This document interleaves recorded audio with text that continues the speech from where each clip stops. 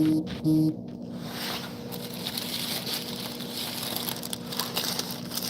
he'll love this. Donut with sprinkles. Oh yeah, Bandit will love that donut. Oh yeah, he'll love that one. I'll put that right there. Put this piece right here. Put this one inside right here.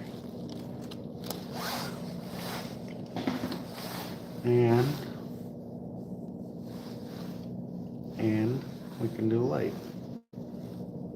Yeah, it's a little glary.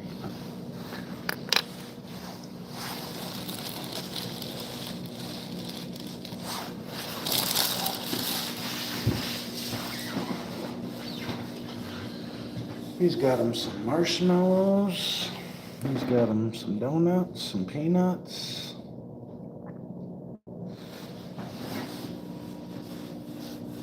As a fact, I need to get that other bag.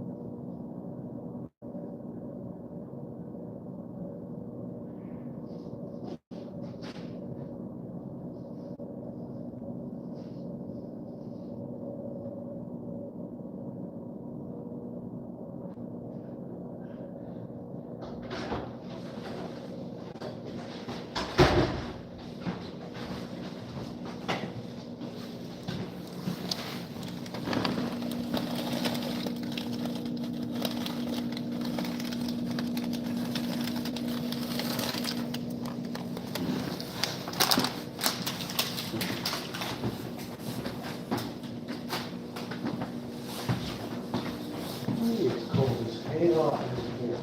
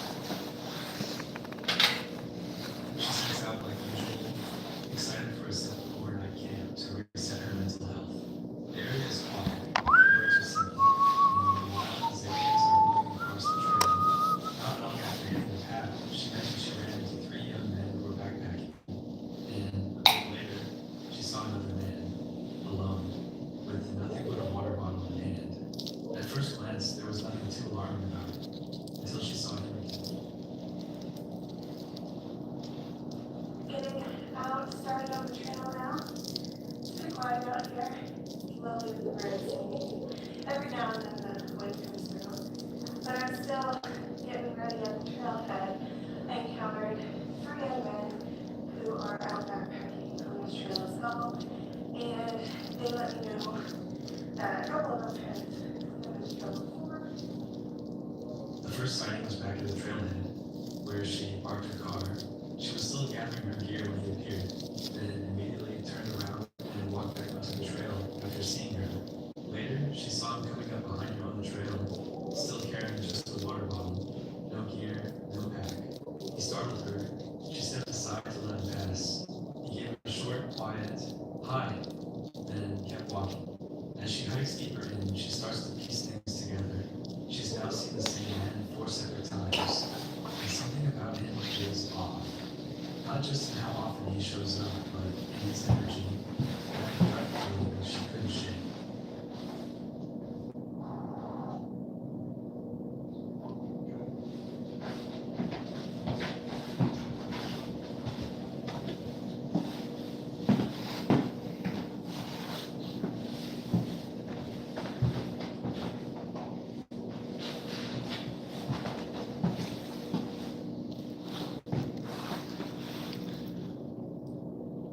Damn dogs barking over there.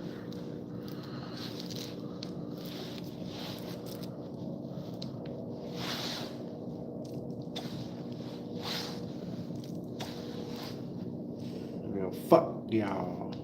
Allies as an enemy.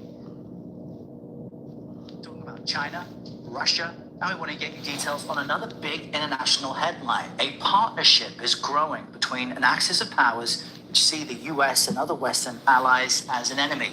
Talking about China, Russia, Iran, and North Korea, a loose alliance known as CRANK. They've become much closer during the ongoing war in Ukraine. The president said direct talks between the U.S. and Iran about Iran's nuclear program will begin on Saturday. President Trump cautioned Iran will be in, quote, great danger if talks to stop its nuclear program are unsuccessful. Getting to be very dangerous territory, and hopefully those talks will be successful, and I think it would be in Iran's best interest if they are successful. Netanyahu says he is working with the U.S. on another deal to secure the release of more hostages. Gaza's health ministry says Israel's military has killed over 50,000 Palestinians. But that's very unlikely to be seen in Iran. All the experts, and including news reports coming out of Iran, is that's very unlikely that Iran would dismantle their nuclear program. Experts have said that they're pretty much ready to use nuclear energy for a nuclear bomb. And they've already kind of held that. It's almost like not turning on keys, not manufacturing one, or if they do, it's deep in the bunkers. There's been a military buildup in the region, especially on this island called Diego Garcia, that many people have never heard about but are hearing recently since the attacks on the Houthis by the U.S. Diego Garcia is in the Indian Ocean. And we have, the U.S. does B-2 bombers there. The satellite imagery have counted about 6. There are THAAD battery missiles in Israel defensive missile program to keep missiles from flying to Iran. So all these movements happening in case. A recent article in the Wall Street Journal explores this deepening military and economic tie between the 4 nations. And one of the authors of that piece, Korea Bureau Chief Timothy Martin, joins us now from Seoul with more. Good morning to you, Tim. CRINK might be a new term for many of our viewers, but help us understand why it's important, especially now. CRINK might have a funny ring to it, but I guarantee you, to U.S. and Western officials, this is no laughing matter. Short for China, Russia, Iran, and North Korea. These are 4 of the most sanctioned countries that have ever existed. And what we've seen after the Ukraine war is increasing partnership, collaboration, collusion, and they're figuring out ways how to get around sanctions, to cooperate, work with one another in ways that the U.S. and the West cannot touch. President Trump threatens new tariffs on China Monday, even as Wall Street continues to slide. The development comes as Israel's prime minister becomes the first foreign leader to visit the White House since the president announced reciprocal tariffs. The meeting came as the volatility on Wall Street continues, but President Trump is doubling down on his trade policy, saying on social media that if China does not withdraw its 34% retaliatory tariffs by tomorrow, the U.S. will impose 50% additional tariffs on China. We've been ripped off and taken advantage of by many countries over the years, and can't do it anymore. Investment bank Goldman Sachs issued a new forecast saying a recession has become more likely, even if Trump reverses course. Lawmakers are also sounding the alarm on the potential impact of tariffs as they explore bipartisan ways to reassert congressional control over trade policy. I urge the president to back off before it's too late. President Trump, who hosted the World Series champion LA Dodgers Monday, says he spoke with Japan's prime minister ahead of reciprocal tariffs taking effect Wednesday. White House officials say more than 50 countries have reached out to the president to try to negotiate his sweeping tariff policy. And of course, we also discussed Iran. But we're both united in the goal that Iran does not ever get nuclear weapons. If it can be done diplomatically in a full way the way it was done in Libya, I think that would be a good thing. But whatever happens, we have to make sure that Iran does not have nuclear weapons. That's the end of my speech. We're having direct talks with, wait.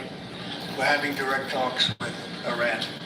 And they've started, it'll go on Saturday. We have a very big meeting and we'll see what can happen. And I think everybody agrees that doing a deal would be preferable to doing the obvious. And the obvious is not something that I want to be involved with, or frankly, that Israel wants to be involved with if they can avoid it. So we're going to see if we can avoid it. But it's getting to be very dangerous territory. And hopefully those talks will be successful. And I think it would be in Iran's best interest if they are successful. We hope that's going to happen. But one other thing on the agenda will be the topic of Iran. President Trump says Iran needs to negotiate on the issue of its nuclear program or risk being bombed. President Trump going so far as to write to Iran's supreme leader, Ayatollah Khamenei, about the issue. Now, Iran has rejected that and has gone a step further, warning some other countries in the region that if they are involved in any mission by the United States to bomb the country, they will face the consequences. So, for example, if they were to allow US fighter jets and bombers to use military bases in their countries, they will be seen as undertaking and carrying out an act of hostility against Iran. One of the real issues here, and one of the things to keep an eye on, will be the behaviour of Israel, with many suggesting that Benjamin Netanyahu may go it alone if he sees or thinks that there is not enough progress being made on any negotiations between Iran and the United States on that nuclear mission. And we know that in recent days we've seen reports the United States has been trying to bolster Israel's air defences, moving anti-missile systems into the country here just in case there's any retaliation from countries such as Iran. We heard from Prime Minister Netanyahu that said that he and Steve Witkoff, Trump's assigned special envoy in the Middle East, are working on another hostage deal to get that done. They talked about neighboring countries that would accept Palestinians should they choose to go there. But you're right in that President Trump did not say if he would remove the tariffs. I see it as an indication that he wants to see where this hostage deal goes first. But Netanyahu certainly is making that first step by saying they are, quote, eliminating outright the trade deficit between the U.S. and Israel. Aaron, what did the president say about the military budget as he and Elon Musk's Department of Government Efficiency work to cut down on federal costs? And what did the defense secretary say about the situation with the Houthi rebels in Yemen? Yeah, primarily when it comes to the Houthis, Secretary Heck said that they would not stop, that they would be relentless, and wanted to send a message to Iran to no longer remotely support the Houthis. So that's what I heard from that. Okay, yes, we did hear the president talk about increasing the defense budget of our military. Aaron, stay with us if you can, because I want to bring in Courtney Keeley right now. Courtney is a Middle Eastern reporter and expert for us for CBS News. She joins us now in Studio 57. Tell me the significance of these direct talks Saturday between the United States and Iran. Well, with all the noise at this semi-presser in the Oval Office, not an official presser, it was a real standout when President Trump said direct talks with Iran starting Sunday. And then somebody followed up with the question and said, did you say direct? Because there's a question of whether it was indirect or direct, and that's been going back and forth. And Trump said direct. Trump said high level. And before he said this, Netanyahu said he would like to see that Trump and Netanyahu, they had spoken about Iran. Netanyahu's always said they'd like to see what's a Libyan model, which means the complete elimination of a nuclear program. That would be what happened in Libya, but that's very unlikely to be seen in Iran. All the experts, and including news reports coming out of Iran, is that's very unlikely that Iran would dismantle their nuclear program. Experts have said that they're pretty much ready to use nuclear energy for a nuclear bomb, and they've already kind of held that. It's almost like not turning on the keys, not manufacturing one, or if they do, it's deep in the bunkers.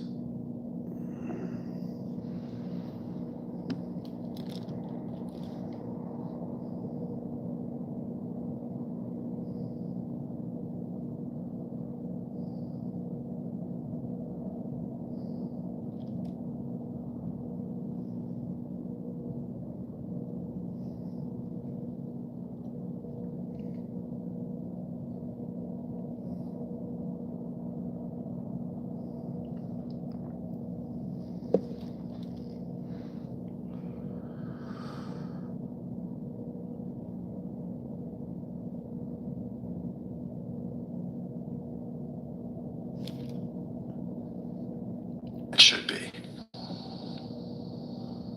A detailed account of the giant spider that they saw. Imagine hiking through the dense, steamy jungles of the Congo, when suddenly you stumble upon a spider the size of a small dog, legs sprawling 5 feet wide, weaving a web strong enough to snag an antelope. Sounds like a nightmare, right? Well, that's exactly what one explorer claims to have heard about on Joe Rogan's podcast. Spiders. Spiders putting holes in your leg. The Joe Rogan Experience dives into wild stories like this all the time. And this one's got legs, literally. Giant spiders in the Congo. Let's unpack this creepy tale and see what's crawling beneath the surface. Joe Rogan's podcast and the giant spider tale. Joe Rogan's podcast, The Joe Rogan Experience, is no stranger to the bizarre. With millions of listeners tuning in, Rogan's got a knack for pulling wild stories out of his guests. Everything from UFOs to Bigfoot. And in one unforgettable episode, the spotlight turned to giant spiders lurking in the Congo jungle. The guest? Likely someone tied to cryptozoology, the study of hidden or All you gotta do is pause it and say a couple words. Oh, this is a great episode. I think that it's one of the best episodes ever made, and you could learn a lot from it. Yeah, there we go. unknown creatures, bringing up a tale that's equal parts thrilling and unsettling. The star of this story is William J. Gibbons, a British explorer who spent years chasing legends in Africa's untamed wilderness. Gibbons didn't just stumble into this spider story by accident. It came up while he was on a mission to track down another Congo cryptid, the Mokele Mbembe, a supposed living dinosaur. But during his chats with the local pygmies, something else caught his ear. Tales of the Gigafofi, a spider so massive it could take down small game. Picture this, Rogan leaning into the mic, his voice buzzing with curiosity, asking, "Wait, how big are we talking here?" Gibbons answered, "Up to 5 feet across. That's not a spider you'd swat with a shoe. That's a creature you'd run from screaming." What makes this episode stick with you isn't just the size of these alleged arachnids, it's how Gibbons heard the pygmies describe them. Brown bodies, purple abdomens, weaving webs between trees like some kind of jungle trap. Rogan's probably cracking a half-joking, "Man, I'd burn the whole forest down if I saw that." Because who wouldn't? But here's the kicker. Gibbons never saw one himself. His story hinges on what the locals told him, passed down through generations like a spooky campfire tale. Still, it's enough to make you wonder, what if there's something to it? The podcast thrives on these kinds of moments, blending skepticism with a wide-eyed what if. Rogan's not here to prove anything.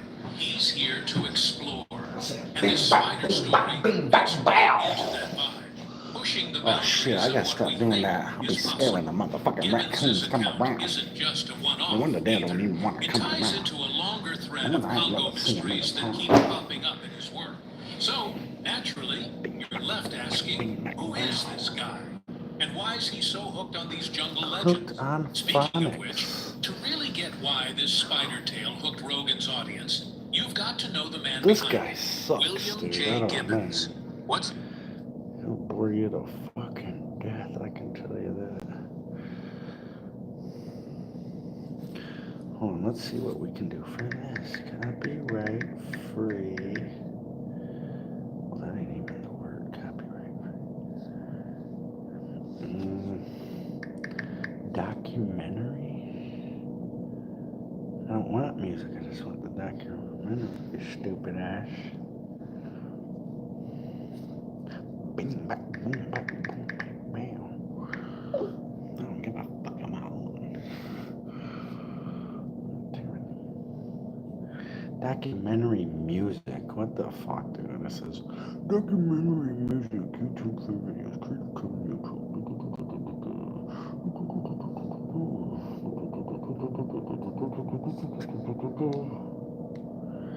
There ain't even no noise to this video. Well, of course it's copyright free. Well, I'm sure they're all copyright free if there's no fucking noise. Are you kidding me?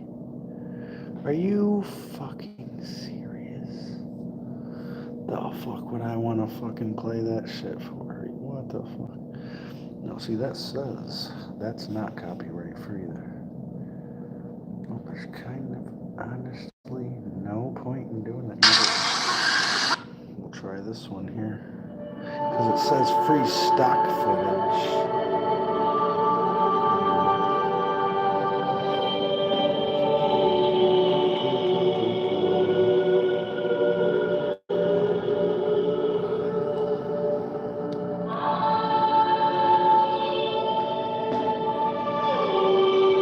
Damn donuts in the way, but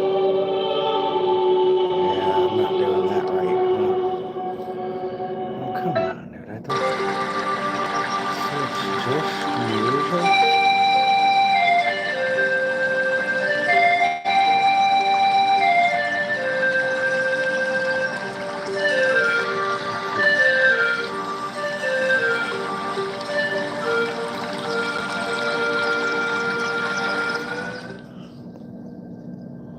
I guess there's a fucking cartoon called that. What the fuck? Let's try this. Before the video starts, just a quick reminder to go check out the Chilling app. And do not play our music in the background if you are live on YouTube. If you can't get enough content from me here on this channel, myself and other narrators here on YouTube are providing What's a narrator? Is that like hours a... of unique Is a narrator like a refrigerator? No. spine-tingling scary story narrations exclusively over on Chilling. There's new narrations from me added weekly, and there's new professional narrators constantly being added to the list. There's literally hundreds of hours of scary stories to binge on. That if it From ain't a monsters, gator, it's a paranormal, refrigerator. thrillers, and true Or a scary stories. radiator. The Chilling app even has classic novels, true crime stories, and chilling original Oh my series. god, shut the fuck up, dude. You They already... just You know added what? the ability to Just for that, fuck that. We're not listening to you. Now what the hell is this? Dumb ass shit. Are you kidding me? No. Okay, so this is 15 fucking minutes long. That's not long enough. We're looking for...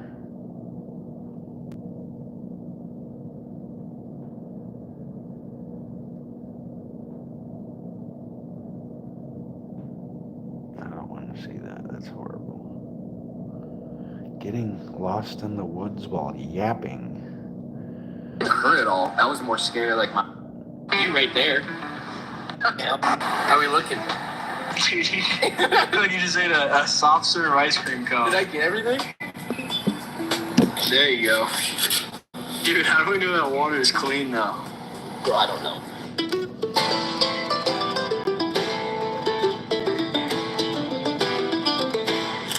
Walk and talk with Nick.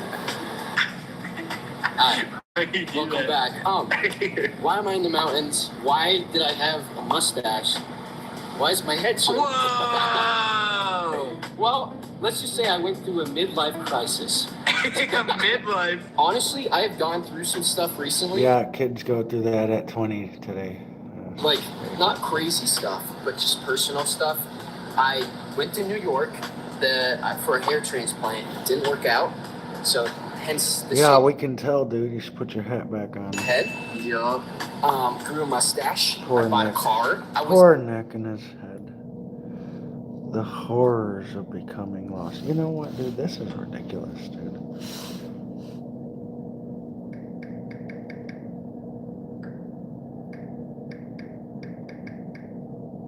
Oh, let's do the animated. Oh, yeah, let's do the animated. I love those. Like this right here. Let's see, unless it's a... I told my friends what I'm about to tell you. These and right here. they urged me to share it here. I like these. It happened back in December, about a week before Christmas. I'm a 32-year-old guy, currently using my GI Bill to go to college. Oh, turn it off. He said he's 32-year-old. We can't listen to it. He's got to be 40 or up. He don't know shit. One of the mountain time zone states. I'm so busy with school and work, so I don't have time to go out and socialize often. So I have to rely on a lot of the apps to go on dates. Yeah, you're lazy, Really dude. cute girl around my age. You're We had a lazy. good conversation, and then we scheduled a date. Talking about he relies on It was at a bar apps. restaurant, not far for either of us to drive, so it was easy. It was very pretty in person, and we got along great. Okay, see, this is already, I'm already turned off to like a receptionist, this. Oh, Mort Media. Here we go. Let's do Mort. I've listened to Mort. I like Mort. I'm a 24-year-old male, and this happened to me a few years ago when I was around 21. I remember because it was shortly after my birthday in December. It was really cold outside, and there was snow on the ground, as we had just had a snowstorm pass through our area. I lived with my parents at the time, and my mom was not really a fan of driving in the snow, so she asked me if I could drive her to the gas station for her to pick up some cigarettes for her and my dad, as well as a few other items they might have needed. I said sure, as I wasn't really doing anything at the time, and I grabbed my keys, then following her to the car. I remember the cold air hitting your face pretty hard that night, so it had to be at least around the teens, which made the snow and whatever else was on the roads really slippery. This is important to know for later on in the story. The nearest gas station was about 5 minutes away from us, but given the conditions of the roads, it took us about 10 to get there. Once I was able to park the car, my mom got out of the car, then made her way inside the store. From where I was parked, I could see her inside the store, standing in the line that was leading up to the register. I kept the car running as it was really cold, and I just didn't want to be sitting in the car without any heat. I was browsing on my phone while waiting for my mom to get done, and right around that time I'd seen her finally approach the register. There was a black truck that pulled up into the parking spot right next to my car.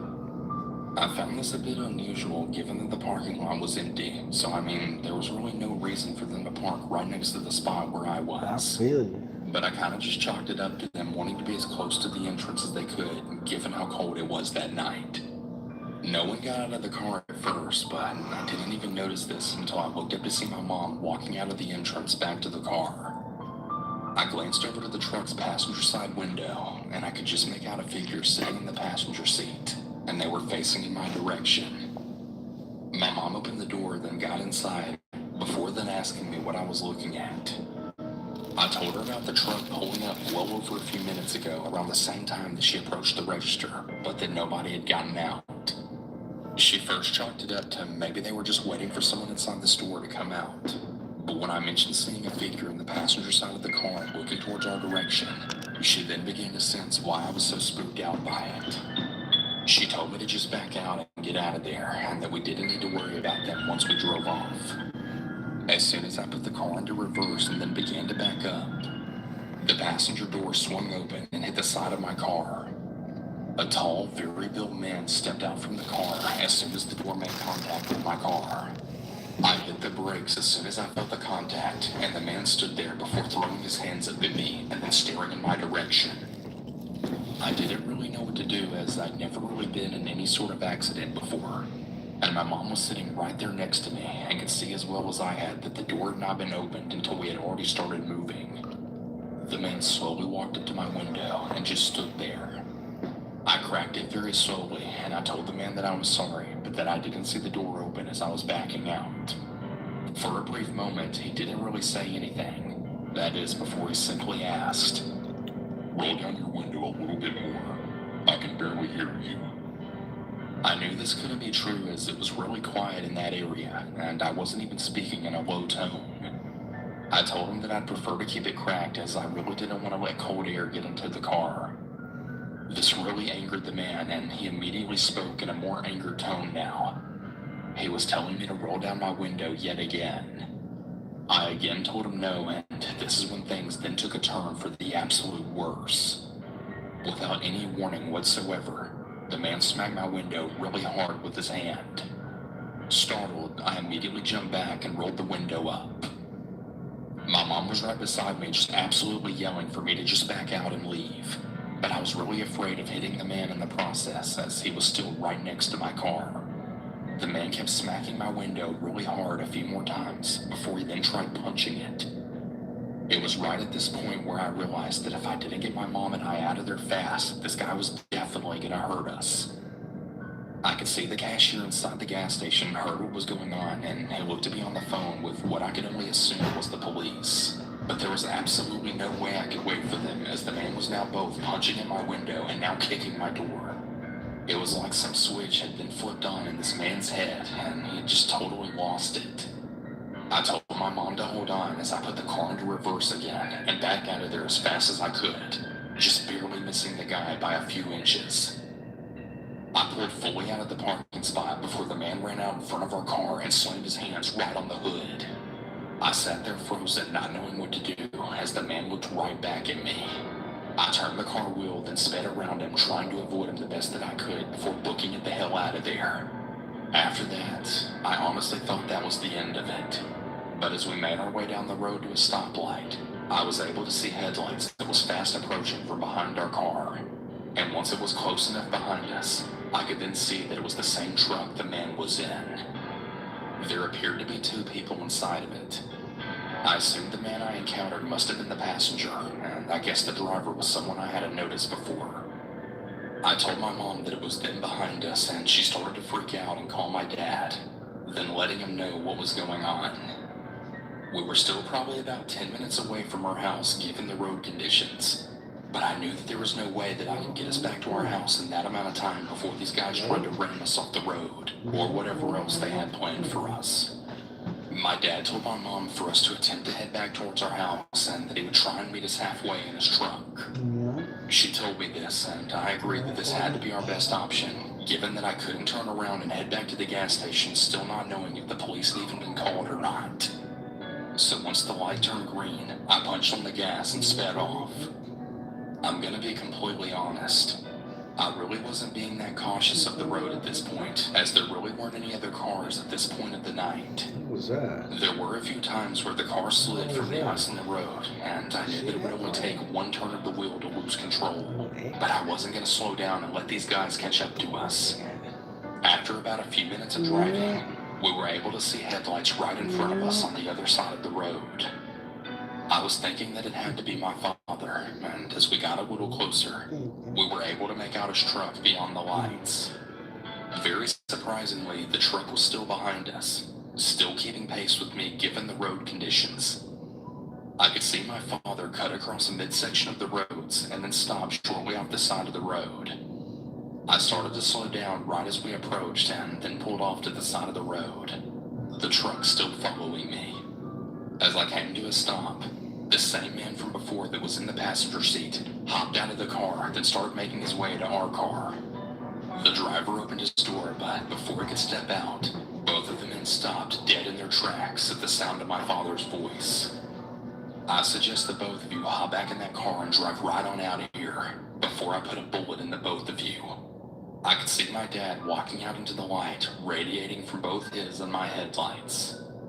He had his 9mm pistol pulled and aimed right at the man's head as he stood right next to my car. I pretty much just watched as both of the men just stood there for a brief moment as my dad slowly inched his way towards them. The man then very slowly backed away towards his truck before then speaking to what I assumed was my father. You're really lucky you got here when you did. The man laughed and jumped back into his truck before it quickly backed out and drove off in the other direction. My dad walked to my window and he asked me and my mom if we were okay. I remember telling him that other than being scared shitless, I think we were fine. Shortly afterwards, my dad followed us back home just to make sure no one else followed us.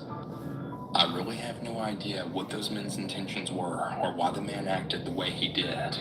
All I know is that if I hadn't reacted how I did to get my mom and I out of there, I just really hate to think what those men would have done to us.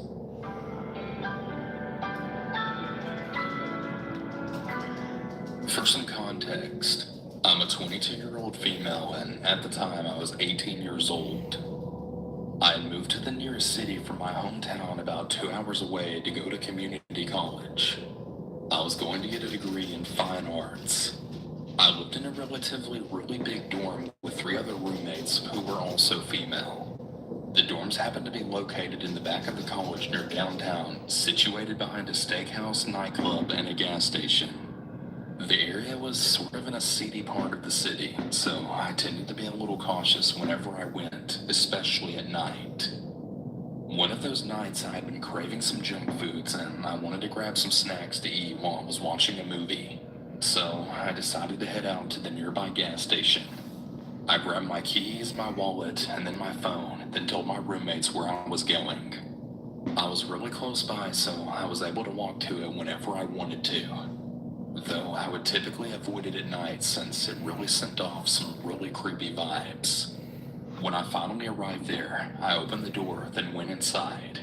It was pretty quiet, save for one guy who was hanging out near the liquor in the back. The girl at the counter seemed to be scrolling through her phone, seeing as she didn't really have much to do. So I went ahead and started looking at things I wanted to buy.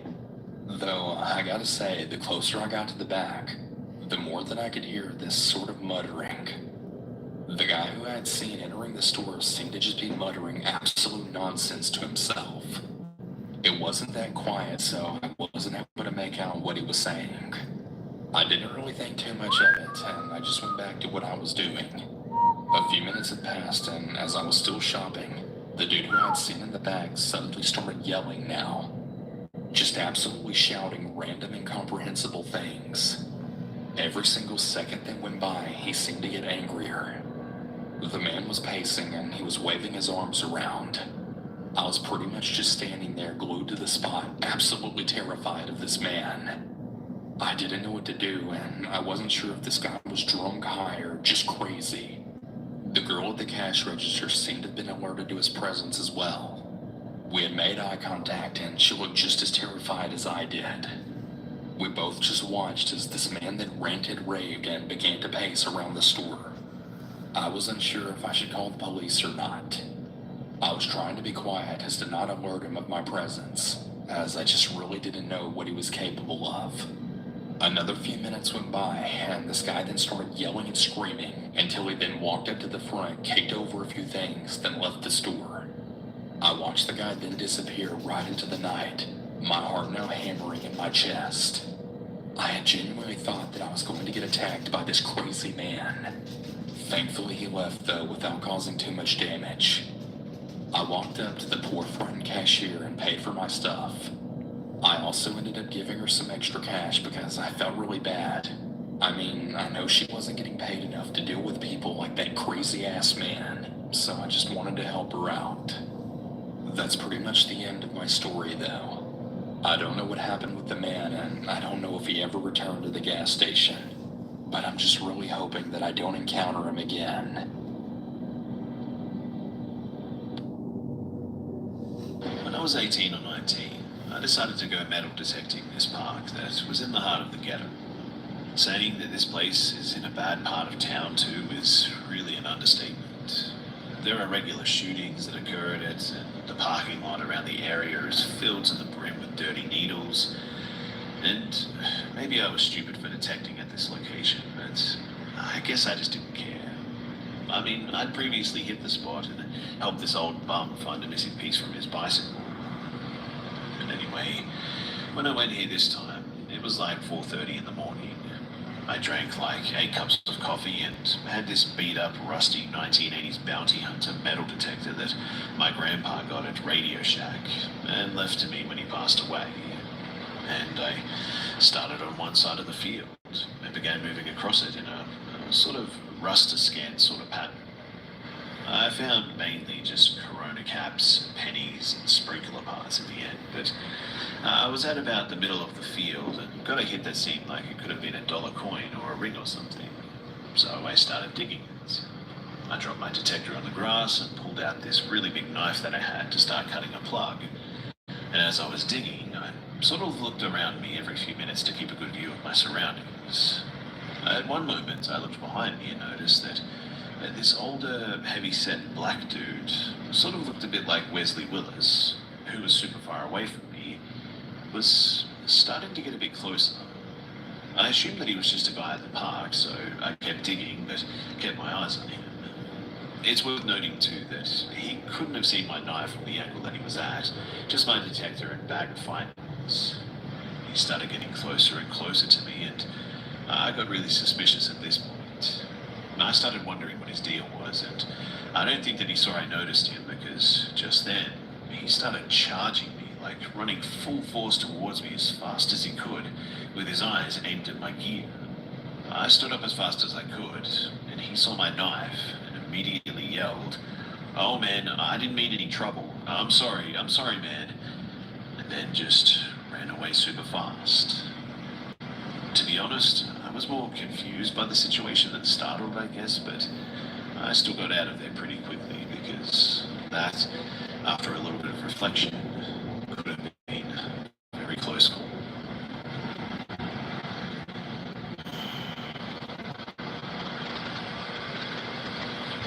Years ago, I moved to follow my boyfriend to do a PhD in his country. I won't name the place, but it's an across-the-ocean type of deal. At first, I was very excited. It was a wonderful adventure. And that is, until it wasn't. It's hard to describe the complexity of what I felt. I felt alone, misunderstood, far from my family and friends, and even though my boyfriend is wonderful, I really felt the weight of not finding any human connection. This could explain why I acted so weird and disconnected from reality in the following story. I'm also a very naive woman, and I like to see the best in people around me. This has been problematic more than a few times, but this story is maybe the worst example of where this candid attitude got me. So my boyfriend and I, we're into BDSM. We do it alone, on our own, and do not participate in events or anything. I do have an account on a known website. I go there to find new ideas for our sessions, and I sometimes, but rarely, post pictures. No face, no tattoos, nothing like that. I get contacted by interested doms once in a while, even though I clearly state that I'm not free. Usually they send copy-paste messages, so I just ignore them. Once in a while, though, I'd get a more, personal message and make an effort to answer that I'm definitely not interested and that I'm in a relationship. And this is how my discussion with him started. He didn't approach me with, will you be my sub, but with curiosity about how I got into BDSM, stating that he was quite new to the domain and was interested in understanding the way of life. So I gladly explained. The explanations turned into discussions, and he told me about how he was in the police and that he investigated drug cartels. He also told me that he was married and that he had kids. Interestingly, we had a lot of hobbies in common too, like a lot. I won't go into details about those hobbies, but they're kind of specific. And feeling very lonely, combined with the fact that I felt like I could trust him because he was married and had kids, I accepted his invitation to start texting on WhatsApp. I want to be clear that my boyfriend knew about this from day one too. Plus, we had been talking on this website for almost 3 months before switching to WhatsApp. He was very friendly and interested by my day-to-day life. He'd share pictures of his kids and of investigations that he was working on. This went on for like another 3 months too. Then, one day, he told me that he had to do an interview of a suspect close to the town where I lived. Asked if we could meet for coffee. I agreed, and we met for the first time. Before anyone panics, my boyfriend was hiking with friends for a few weeks. I texted him, but he didn't have a signal. Plus, we have a very trusting relationship. He has a lot of girlfriends, and back in my country, I hung out with a lot of boys. So this really isn't weird for us. But anyway, back to this first encounter. It felt as if we had known each other for years, to be honest. We had a great time from the beginning, and I was so happy that I'd found a friend far from my country, and he knew that I loved reading thrillers and enjoyed murder investigation videos, so he showed me his gear. Handcuffs, sampling kits for small investigations, other restraints, etc. It didn't feel weird at that moment, but afterwards, I kind of understood that this could have been a way for him to show off what he could do. However, as the night went on, after grabbing drinks from a nearby bar, he forced me against a wall and kissed me.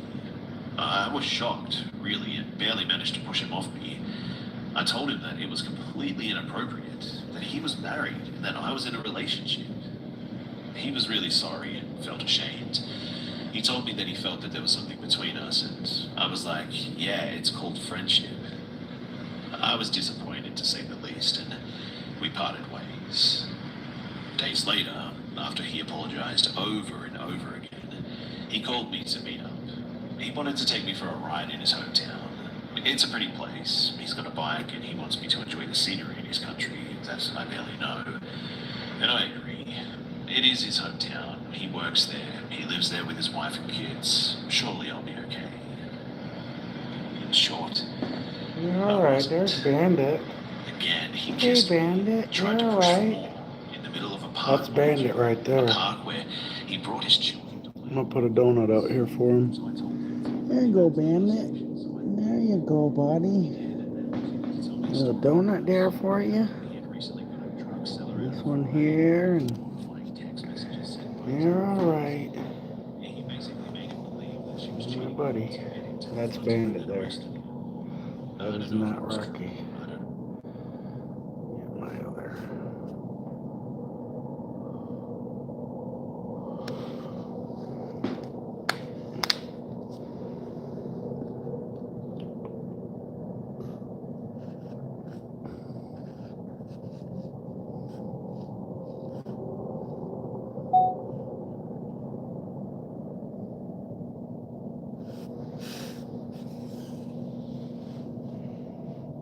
My buddy.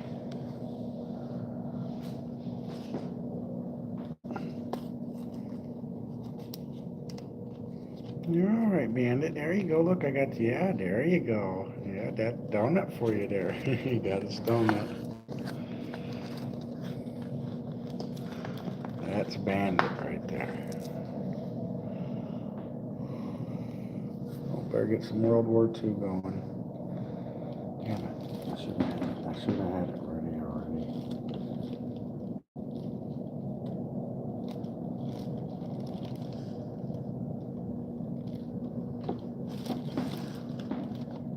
No.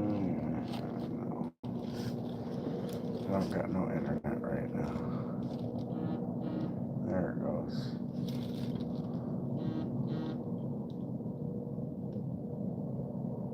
There you go, Bandit. Here you go, buddy. Look. Here you go.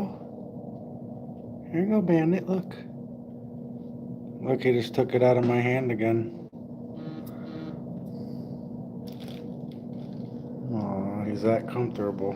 He just took it right out of my hand. He's like, give me that shit. Give me it, motherfucker. Look at you, DraftKings. Look at you. Fucking Chris Rock. Oh, I mean Kevin Hart.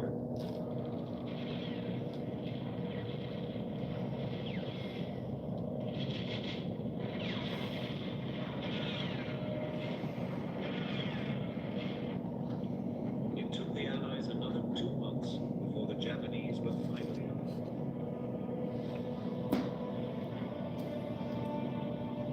It had been a bloodbath.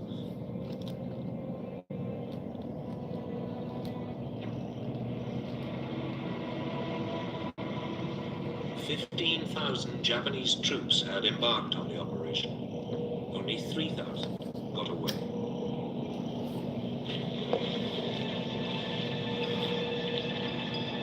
The Japanese were in trouble. They'd lost at sea. They were now rapidly losing the initiative on land. Watch this, I'm gonna give Bandit a donut again. Was a Here. I'm gonna do it right here. There was only one alternative left. Air power.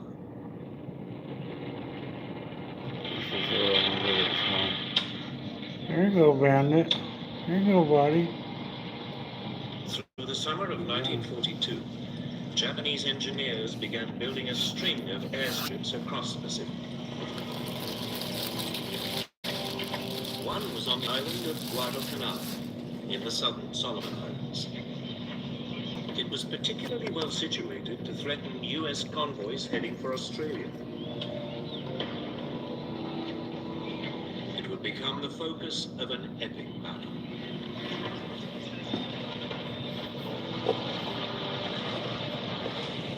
In July 1942, an amphibious force of US Marines... See Bandit? They landed without resistance. Nobody Bandit. He's here. The plan was to capture the half-built airstrip, complete it, and then turn it into a US base. But the Japanese were not ready to give up. Nobody there. That night, they sent in a naval force to land reinforcements and to attack the fleet of US ships supporting the Marines.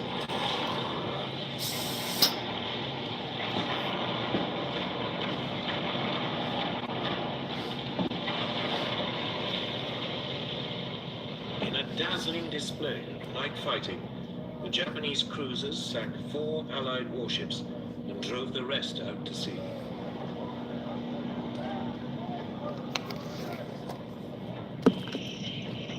The Marines were now marooned, without supplies and without much of their equipment. They dug in around the airstrip. See Bandit?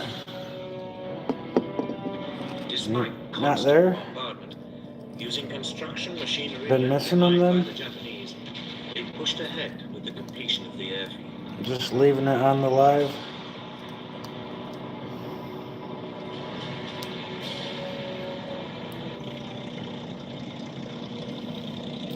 2 weeks later, a group of No, US Bandits here. wildcat fighters and dauntless dive bombers flew in. He's over there eating a half a donut right now. They were not a moment too That's why you don't see him right now, because he got him a half a donut over there. I've fed him every one other than one. I'm gonna let him get this next one on his own. He seemed pretty aggressive. launched a That series of last one. suicidal attacks on the airstrip. No, I don't see no chat at all. There's no chat on here. Welcome to live chat. Remember to guide your Fanatical troops privacy. Well, what the fuck was that? Yeah, there ain't nothing on here. By the winter of Wait, 1942, let's see. the two sides had fought themselves to a standstill. Yeah, Both alright. now dug in to defensive positions. Yeah, alright, Bandit. There's the messages. Oh, okay. Oh, it didn't have the messages on there. I just had to turn them on. Then, in December, the exhausted I haven't US seen any of them. I can't even slide them down to see the. Oh, wow. Okay. Yep. You can see him come and sneak. Did you see him get his other donut there while I was doing that? He went and got his donut. It's a small one, so he'll be back pretty quickly.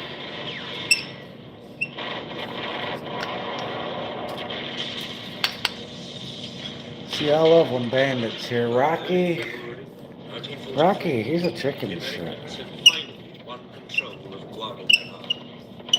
Rocky act like I'm gonna capture him. Dang it, the stupid grinder. It's fucking probably scaring Bandit, the dumbass thing. There sounded like a mouse dying or something. Sorry, buddy. Can't find my good grinder.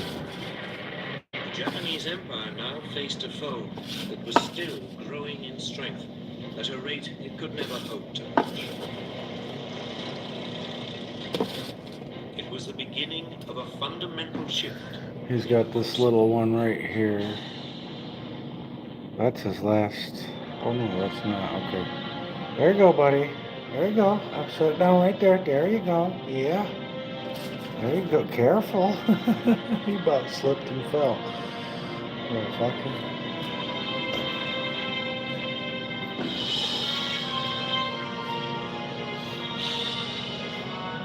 Yeah, for some reason the comments are all weird right here. I don't know why. Last one I got here, it says I did.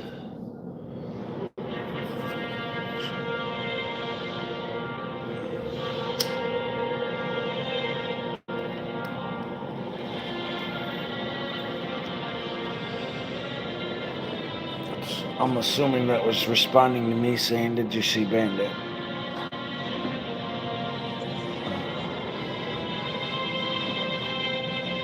Little buddy up here.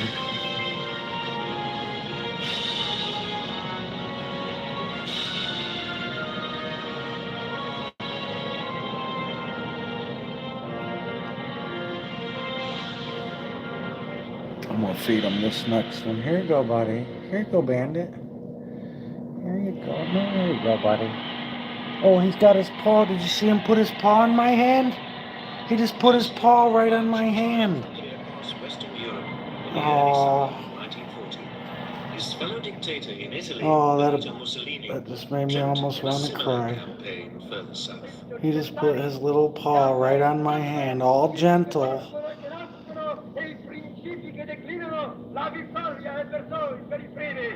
I got Bandit putting his paw in my hand with fucking Hitler speaking in the background. To build a new Roman Empire that would see Italy expand not only along the northern Mediterranean coast, but south through North Africa.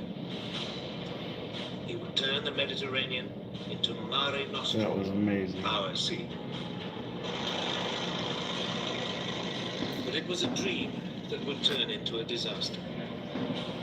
It would lead, in due course, to Mussolini's death and fatally overextend his German ally.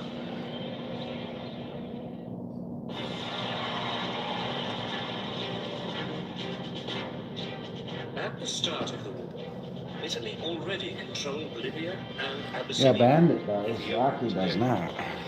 Bandit definitely does. Mussolini calculated that if he could take British-controlled Egypt and Sudan, he would be able to create a huge swathe of Italian-controlled territory.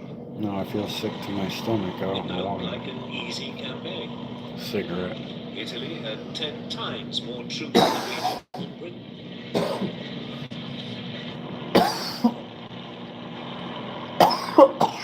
In September 1940, Mussolini invaded Italy and captured the small coastal town of Sidi Barrani.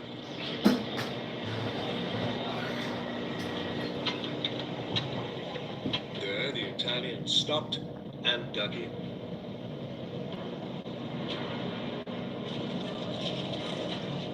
Britain gathered all available forces for a counterattack.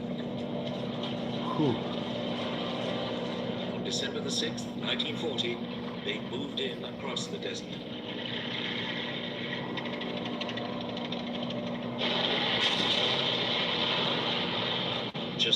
days later, they overran the Italian defenses.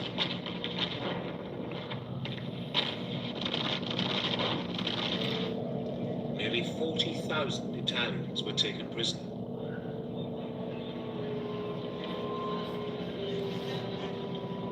It was the first sign that the Italian army was in poor fighting shape. The remainder of the defeated Italians retreated back across the Libyan border.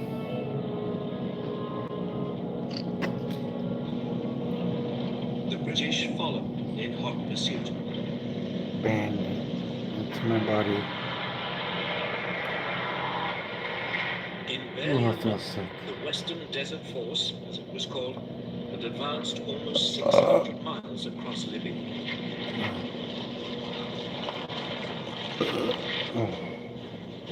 It now paused and dug in on the Libyan coastal town of El Ahel.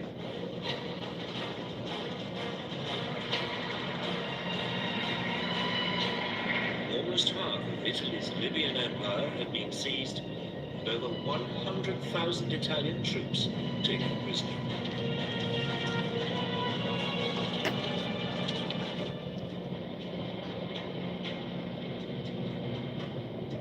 Meanwhile, to the south, British forces invaded Italian-controlled Abyssinia.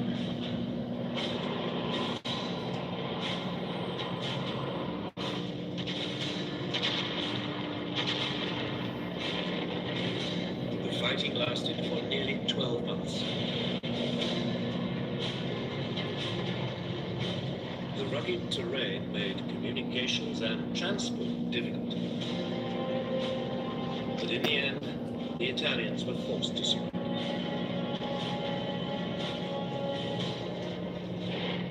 But even as Abyssinia was being secured, Mussolini's empire building was causing problems in another part of the Mediterranean. There you go, buddy. You're all right. There you go. Nearly 2 years Yeah, earlier, there you in go. April There's another 1939, donut for as you. part of his plan for a new Roman Empire, Mussolini.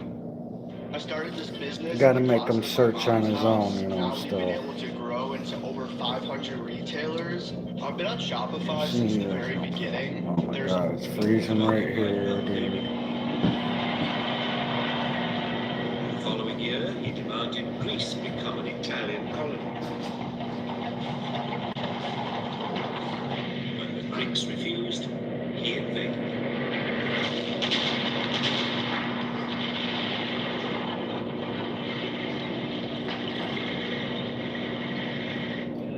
The Greeks were outnumbered more than 2 to 1, but they swiftly turned back the Italian advance.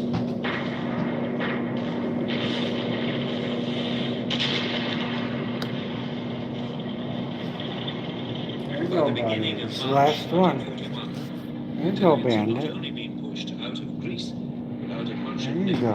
Albania too. That's the last one from there. Britain's Prime Minister, Winston Churchill, promised help He'll so be the Greeks popping could his finish head the in the job. window, probably, looking for But more. Britain's forces were already heavily committed elsewhere. So it was that the British units in North Africa were told to abandon their Libyan adventure and ship much of the force across the Mediterranean to Albania.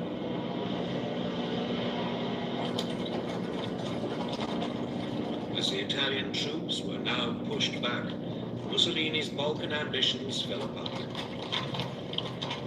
The Italians were in deep trouble.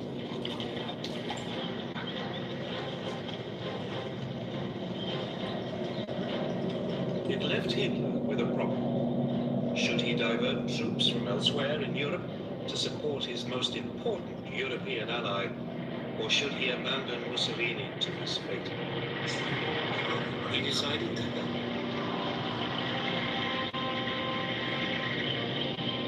In April 1941, over 500,000 German troops swept down into Yugoslavia and Greece.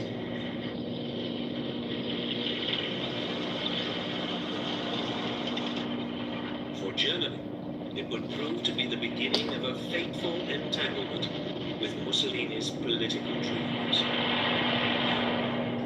But at first, all went well.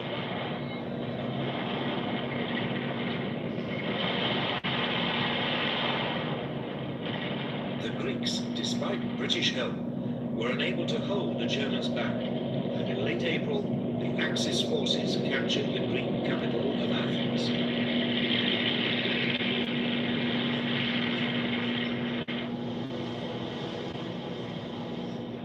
Some 30,000 men were evacuated to the British-controlled island of Crete.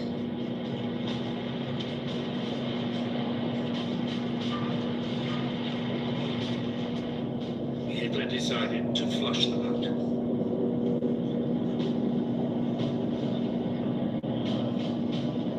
He had at his command some 22,000. With the YouTube Music app, you can blend up to 30 artists into one big custom radio station, which means now you thought it was basically a tiny little DJ.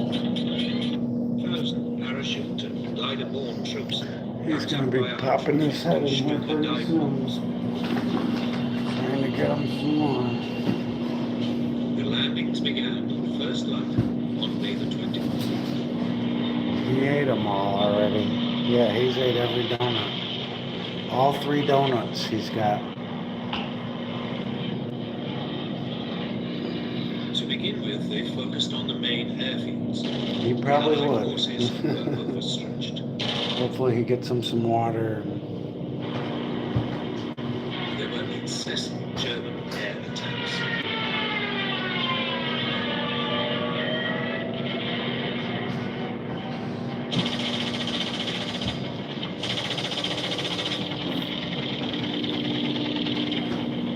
The Germans soon captured the airfields and began to fly in reinforcements. The Allies pushed back across the island.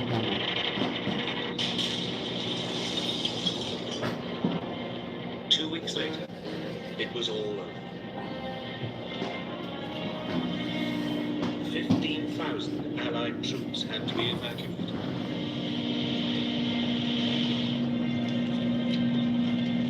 A further 18,000 were taken prisoner. Warmer water.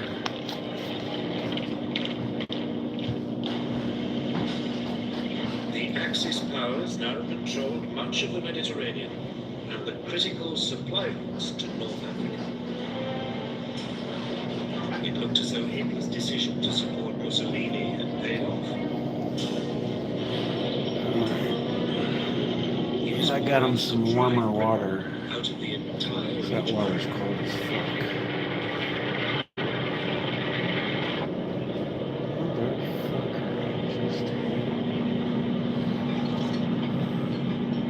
In February 1941, a junior German general arrived at the Libyan port of Tripoli.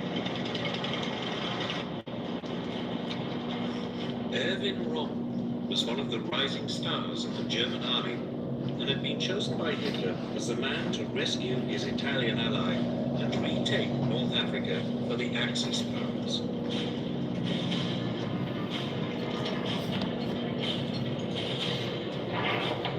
The first units of his Africa Corps were soon back. Some 16,000 men and over 100 tanks had been diverted from the European front. The Axis forces rapidly outnumbered the British troops, depleted by the war in Greece and Crete.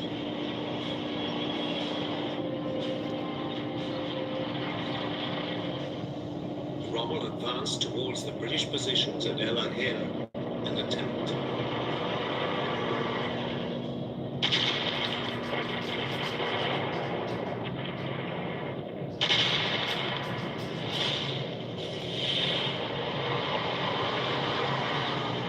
As the British fell back, Rommel pursued them. In a matter of weeks, the Allied soldiers had been pushed all the way back to the Egyptian border.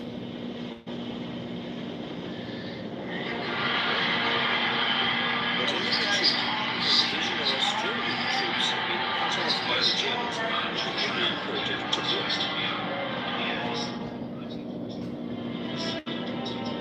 The British commander, Sir Archibald Wavell, now launched 2 successive attempts to relieve them.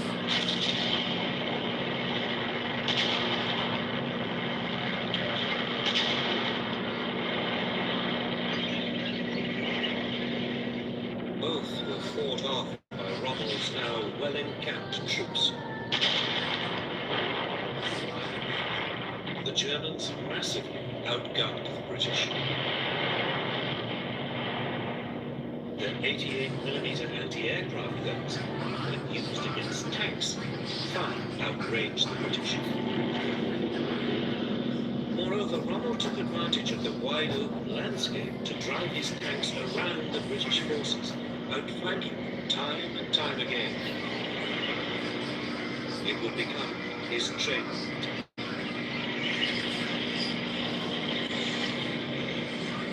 The British press, half grudgingly, half admiringly, nicknamed Rommel the Desert Fox. For Wavell, it was too much. Now exhausted, he was replaced by General Claude Auchinleck. Auchinleck came under immediate pressure to try again to relieve the Allied troops in Tobruk. But he refused until his forces had been reinforced.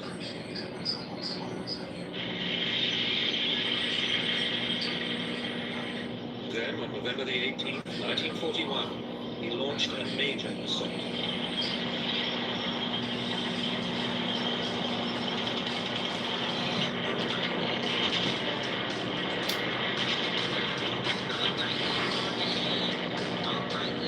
Operation Crusader, as it was called, started with a lengthy armored dogfight.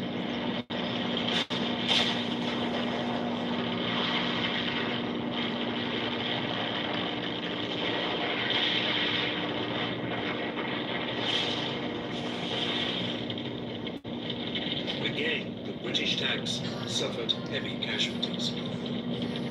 But the infantry slowly moved forward. YouTube Premium is ad-free YouTube. And exclusive access to all things VIP, so you can superfan from your sofa. YouTube Premium. It's way more than ad-free. Try 1 month on us.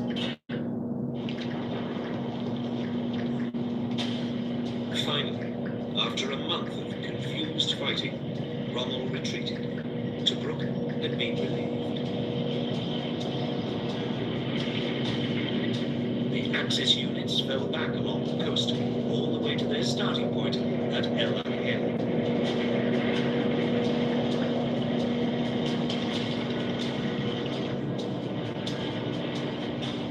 Auchinleck's military command now assumed Rommel was a spent force, at least for the time being.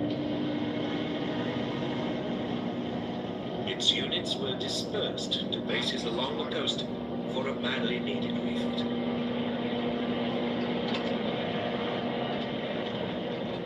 It was a mistake. I wonder if he took off or what he's doing. 2 months later, in January 1942, Rommel's Africa Corps was back on the attack.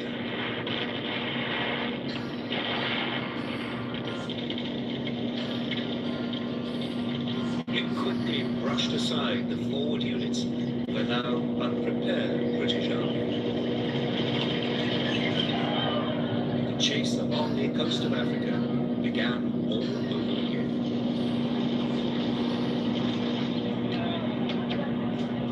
The Allies fell back towards a new defensive line just west of Tobruk.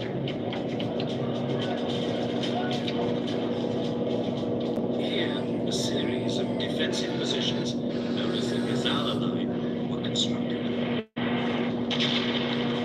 Rommel attacked it at the end of May 1942. Once again, he swung his armor around the British forces in a great outflanking movement and came in behind the British positions.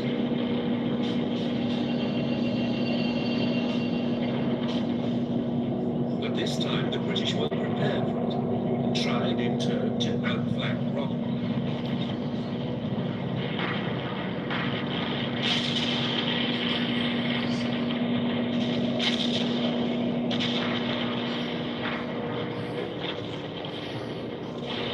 The fighting lasted for 3 weeks, as each side tried to outmaneuver the other.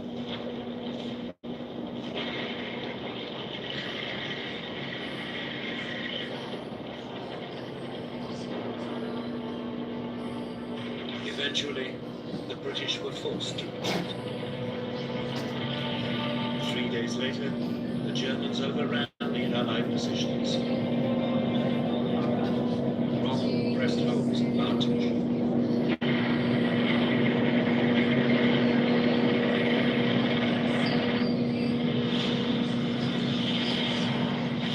The British withdrawal threatened to become a rout. Finally, Auchinleck turned to face his enemy at the Egyptian village of El Alamein. His southern flank rested on the Qattara Depression, an area impossible to tax.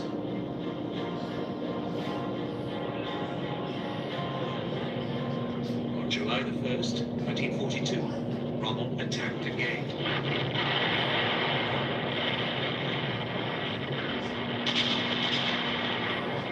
But this time, the British defences held.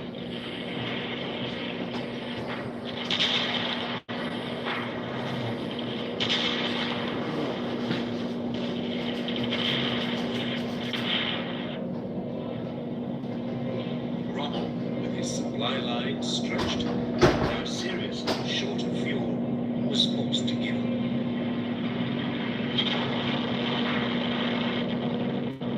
Now Auchinleck attempted a counterattack. For the rest of July, the two sides pushed at each other like exhausted boxers.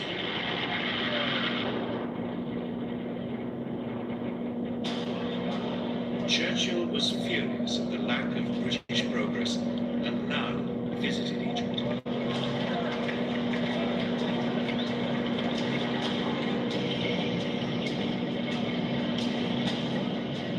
It was time for yet another change of leadership. Auchinleck was replaced by not one, but two generals. General Harold Alexander as Commander-in-Chief Near East, and General Bernard Montgomery as commander of 8th Army. The British and Axis forces had fought each other to a standstill. There was no clear winner, and the fate of North Africa still hung in the balance. Everything would now depend on whether the British could throttle the Axis supply routes across the Mediterranean.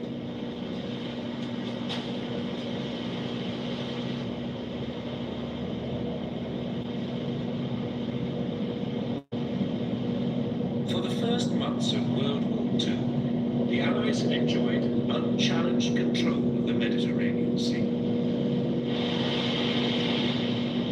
Britain's oil supplies from the Middle East passed through it undisturbed. Communications with the Empire in India and the Far East were secure.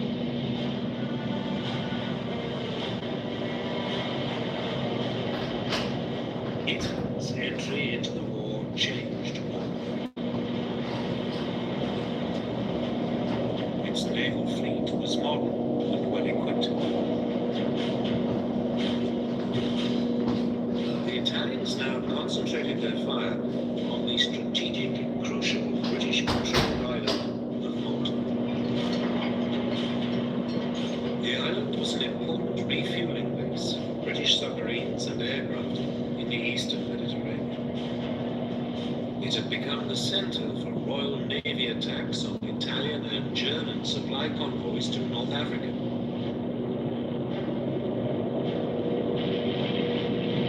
In summer 1940, Italy bombed it.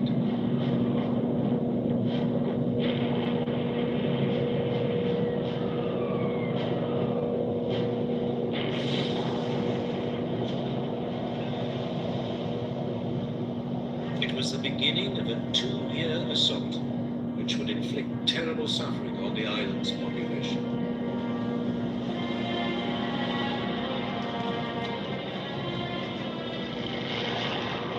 Yet for all Malta's strategic significance, Britain was caught on the hop.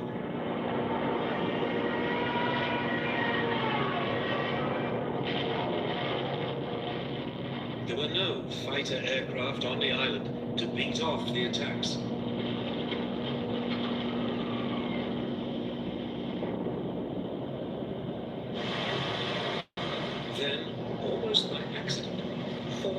Gladiator fighter biplanes were found in crates on the island. They were hastily assembled.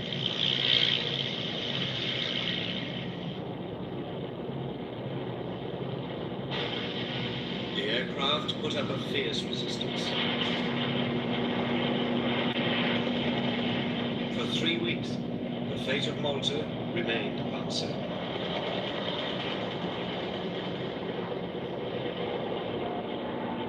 Then, finally, British fighter reinforcements arrived, and the Italian bombers were temporarily beaten off.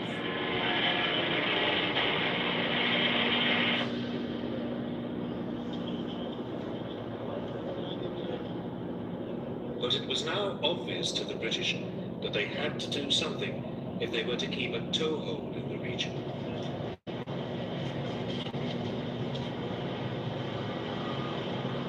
That winter, Britain launched what it hoped would be a knockout blow against the Italian Navy.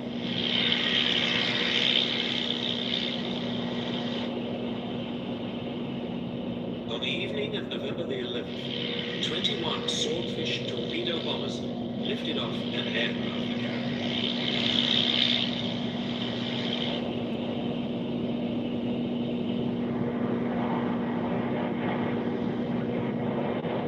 They swept in on the Italian fleet, anchored in its base in Taranto. The Italians hadn't expected it.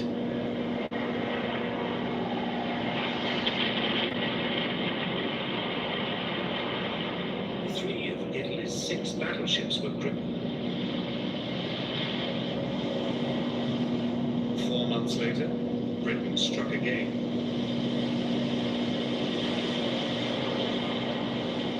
The Italian fleet was again caught off guard off the coast of Greece.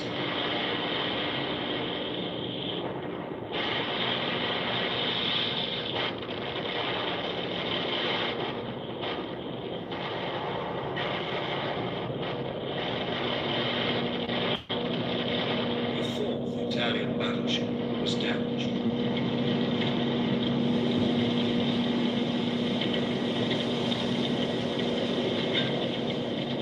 Mussolini's challenge to the British Navy was finished.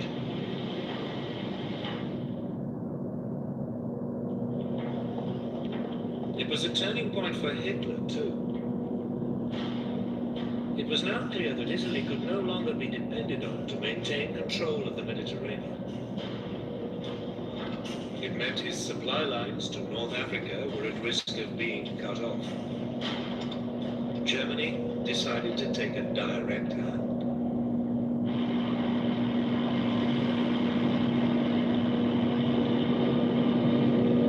In early 1941, the Luftwaffe bombed Malta.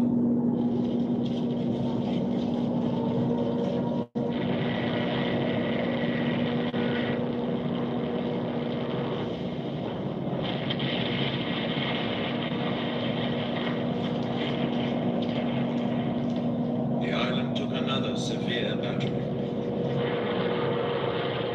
The attacks continued, month after month.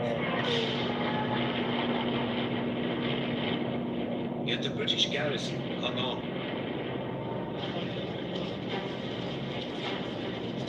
During an interlude in the German bombardment in autumn 1941, it even managed to step up its attacks on the Axis supply convoys to North Africa.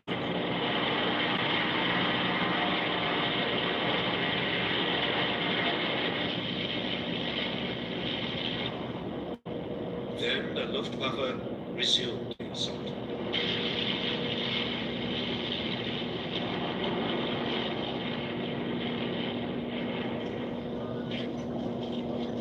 But despite the battering, the people of Malta held on.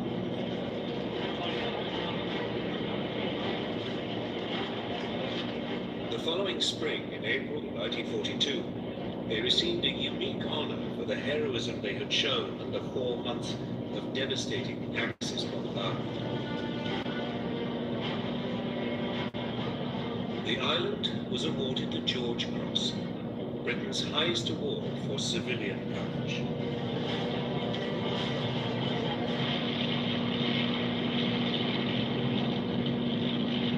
By the summer of 1942, Malta was running short of supplies and ammunition. In mid-June, the British Navy sent convoys from Gibraltar and Egypt to relieve it.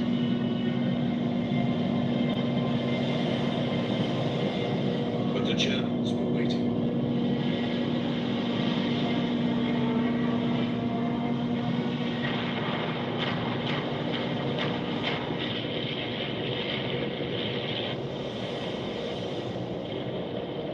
Just 2 of the 17 ships got through. The situation on the island was getting desperate. It was time for some decisive action.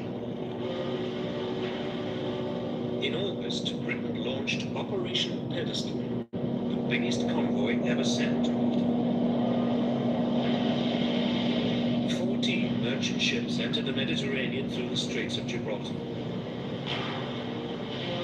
They were accompanied by a large naval escort.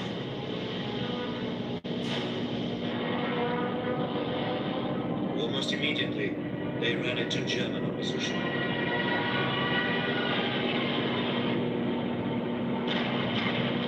For 3 days, there was a ferocious sea battle as Axis submarines and aircraft attempted to stop and sink the convoy.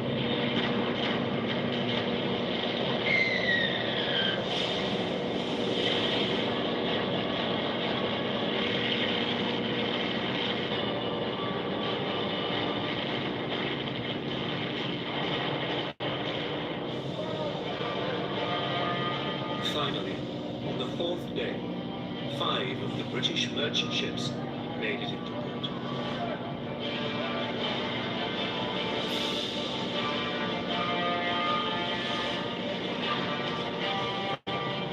They brought with them just enough supplies to keep the island going. Malta had been rescued. It meant the Allies could continue to harass the Axis supply lines to North Africa.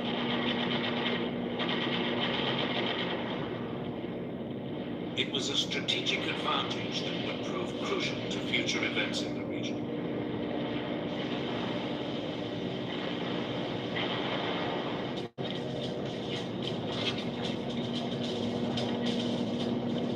In North Africa, Churchill's orders to his new team, Generals Alexander and Montgomery, were simple: destroy the army commanded by Field Marshal Rommel.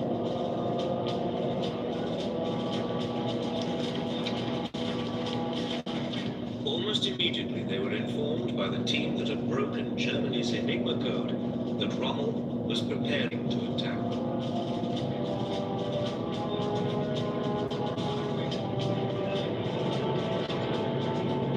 Montgomery assumed that Desert Fox would try another of his outflanking moves and fortified the ridge of Al Halfa, just to the southeast of El Alamein.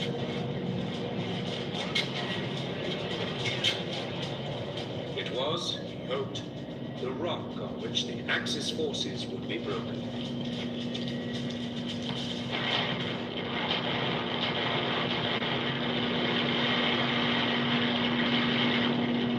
When it came, the fighting lasted for 3 days.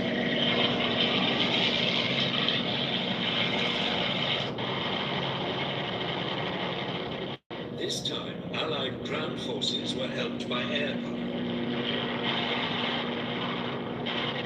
The RAF played havoc with the advancing German tanks.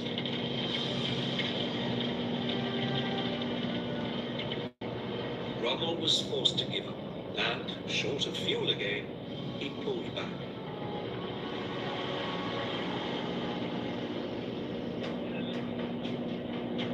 It was now Rommel's turn to dig in. He chose a line between the impassable Sand Sea of the Qattara Depression and the Mediterranean coast.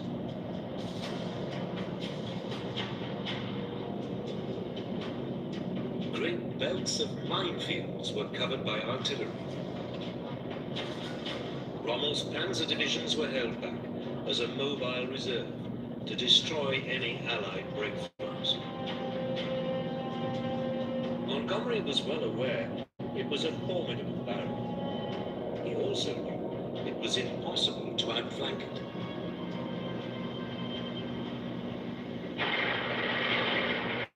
His only option was to punch his way directly through the middle of the Axis defenses. He was helped by a flood of new equipment from the United States, which included the new American Lee and Sherman tanks with 75mm guns. At last, the Allies had a weapon which could match the Germans.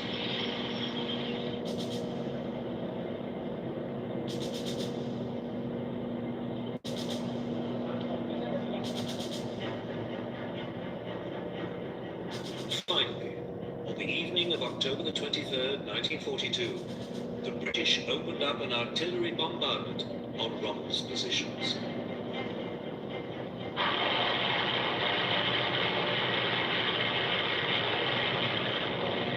The Battle of El Alamein had begun.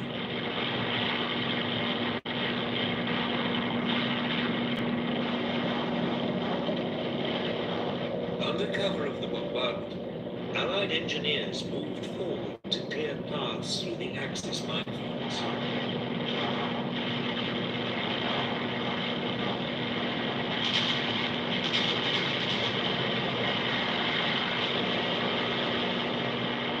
British, Australian, New Zealand and South African divisions fought to drive a hole through Rommel's defences.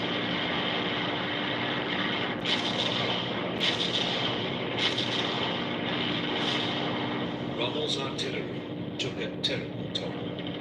Casualties mounted on both sides.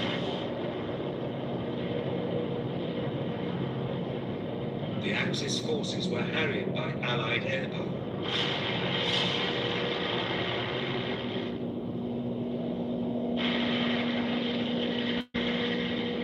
Finally, after 10 days of fighting, the Allied forces broke through.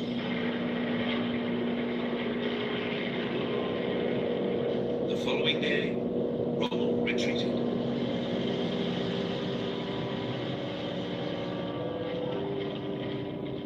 It was Germany's first major defeat at the hands of the Western Allies. Churchill was triumphant. Ah, this is not the end. It is not even the beginning of the end. But it is perhaps the end of the beginning.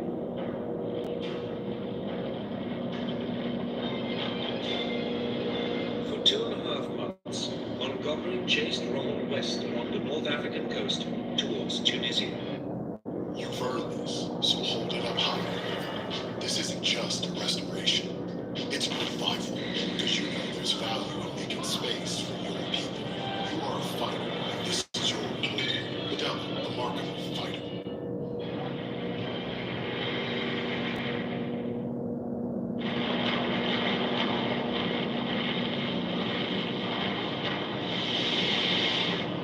Meanwhile, an Anglo-American force had landed 1,000 miles to his rear in French North Africa, Morocco and Algeria today.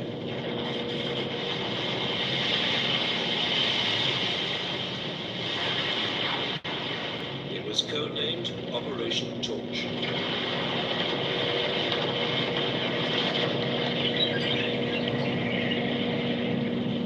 The Allied First Army was soon moving eastwards towards Tunisia.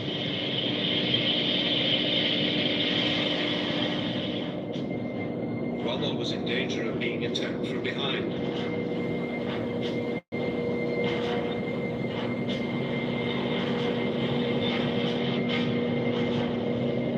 Over the next few days, the Germans flew in tens of thousands of troops from Europe to save Rommel and shore up the German position in North Africa.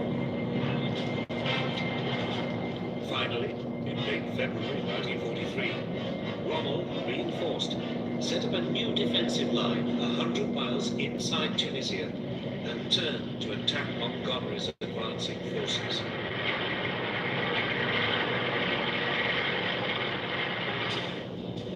But Montgomery had been forewarned by the Enigma codebreakers, and his troops were waiting as the German tanks rolled forward.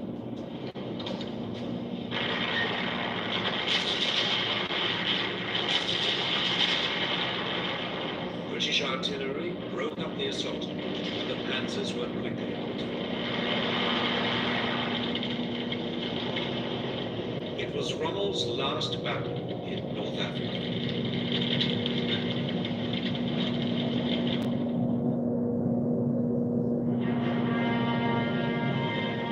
He now returned to Germany to beg Hitler to abandon the North African campaign. But Hitler refused.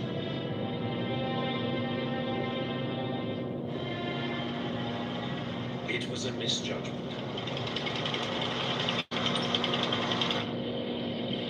As Montgomery's 8th Army now pushed up from the south, the Anglo-American 1st Army squeezed in from the west.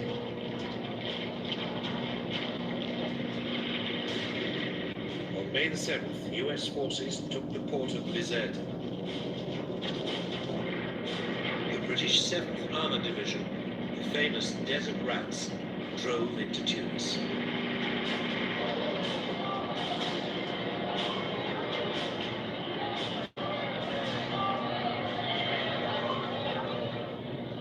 The Allies' pincer closed, and the Axis troops were trapped.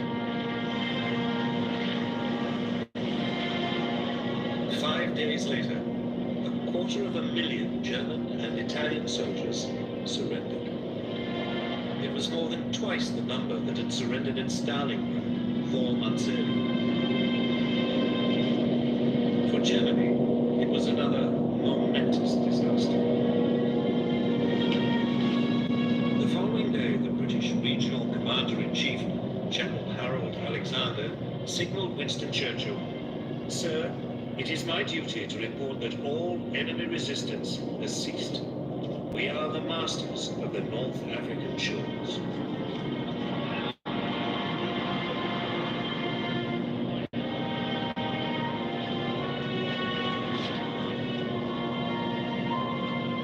Mussolini's gamble in North Africa had taken a terrible toll on German resources.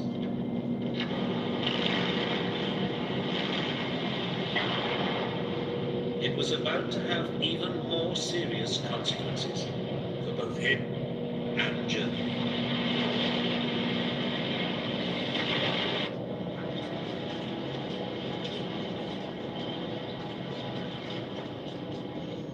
In January 1943, at a conference in the Moroccan city of Casablanca, Churchill and Roosevelt agreed to open a new front on German-dominated Europe. The obvious target was Italy, seriously weakened by its North African failures. The only question was, where should the invasion begin? Should the route go via Sardinia or Sicily? The Allied High Command chose the Sicilian route, but to throw the Germans off the scent, they organized a deception plan.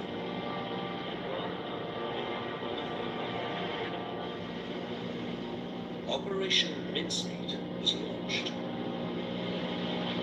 The corpse was dropped off the shores of Spain, carrying false papers.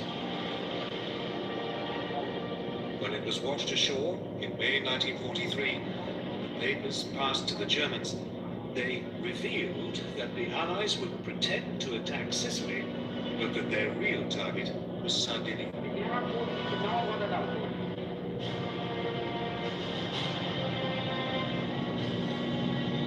Enigma codebreakers soon confirmed the Germans had fallen for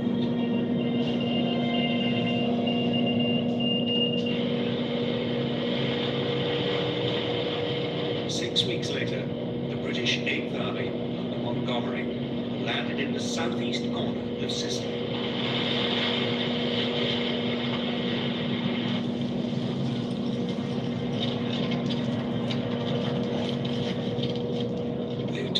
Coastal troops presented few problems.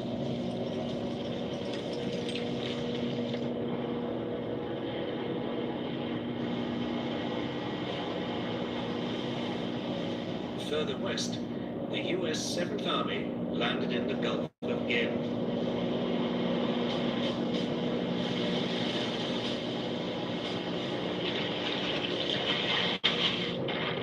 The Italian resistance was again overwhelmed.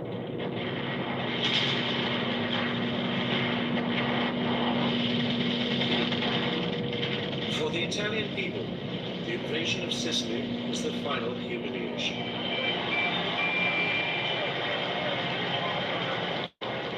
Mussolini was overthrown in a popular uprising. The new government now opened secret talks with the Allies for an armistice.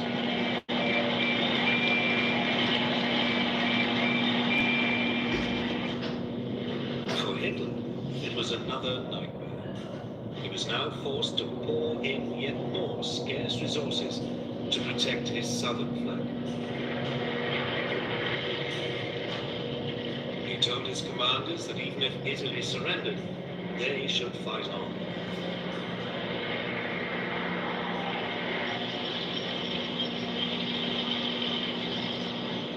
Within 5 weeks, the Germans had been pushed out of Sicily.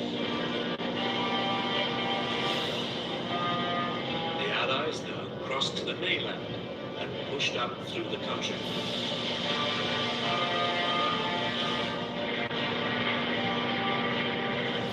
U.S. troops moved up the west side. British troops moved up the east.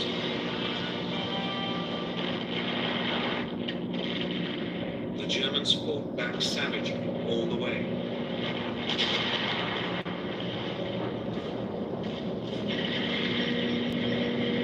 Even so, Naples fell to the Allies on October the 1st, 1943.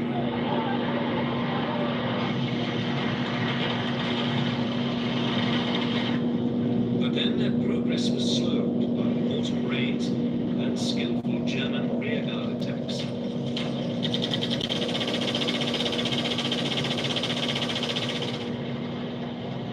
It was not until the end of November that Allied forces finally reached the Gustav Line, the first of a series of German defensive positions cutting across Italy.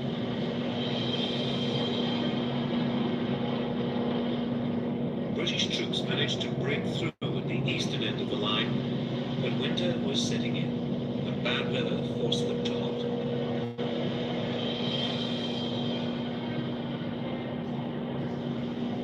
Nevertheless, in the west, U.S. forces attempted to outflank the German defenses by taking to the sea.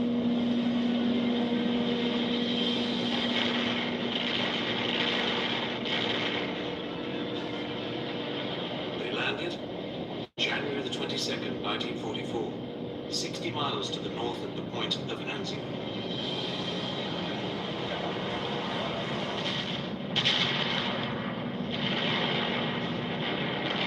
But here, amidst fierce fighting, they were pinned down, and then driven back into the sea.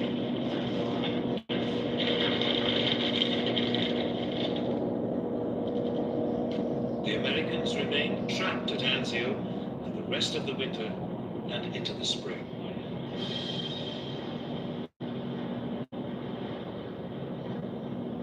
Meanwhile, in the center of Italy, the key to breaking the Gustav Line was the towering Monte Cassino mountain complex.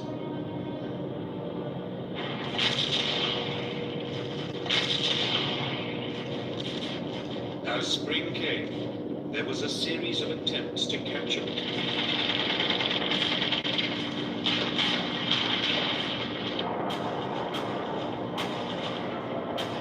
Each assault failed.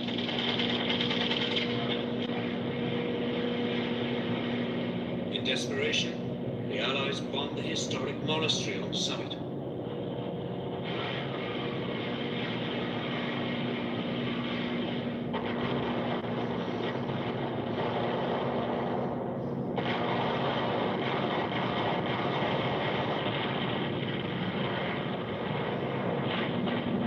But the Germans hung on.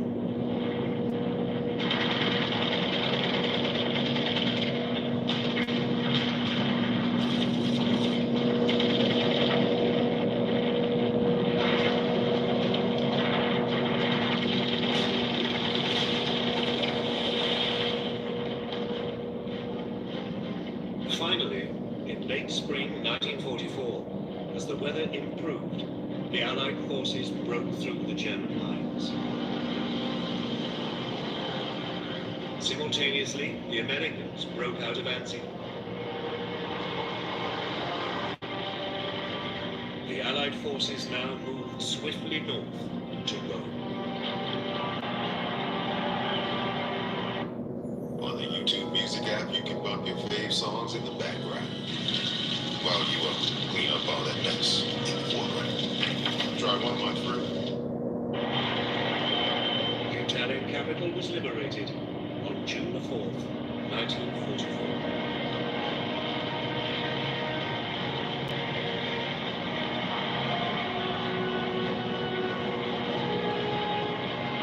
For Hitler, it was another blow.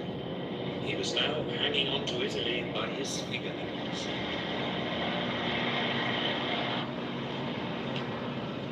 The Allies continued to push north.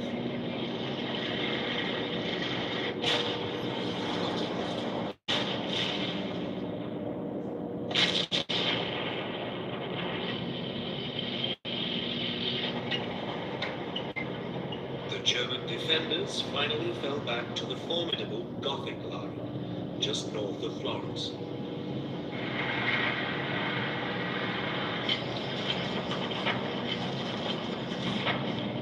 Here, bad weather again brought the Allied advance to a halt.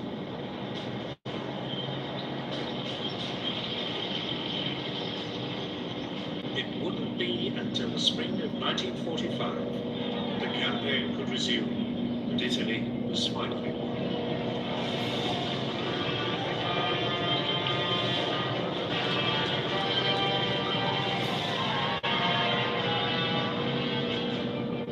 By then, the Italians had had enough of Mussolini.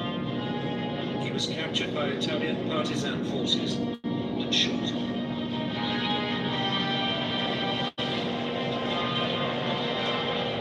His corpse was hung by its heels in Milan.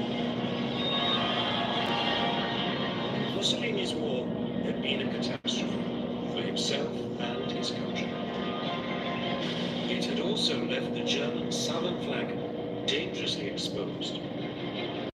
The German army was now overcommitted, short of troops, and retreating on all fronts.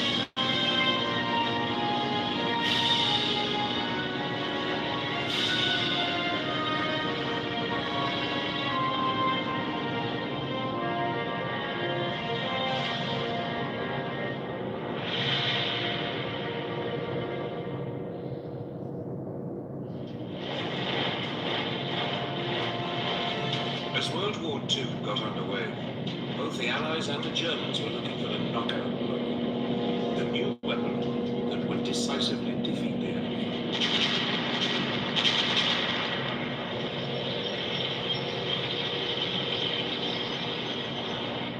For Hitler's Germany, the problem was that Britain was an island. His tanks couldn't blitzkrieg across the Channel. The only way to defeat her was to strangle her seaborne supply routes.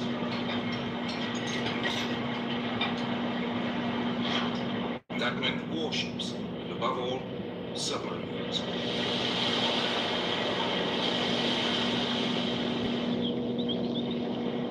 For the Western Allies, the problem was attacking Germany when there were no Allied troops in mainland Europe.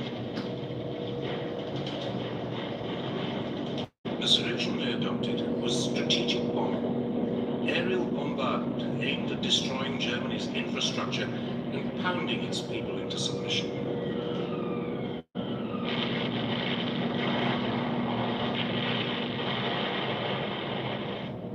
The two sides had adopted two very different tactics, but with one aim: to save their troops and to bring the war to an end as quickly as possible.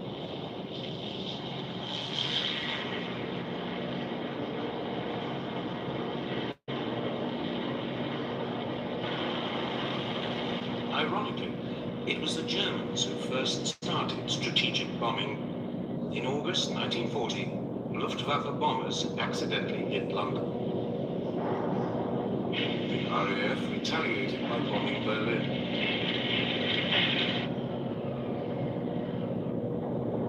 By the autumn, Germany was bombing Britain's cities almost daily, convinced the British would eventually crack.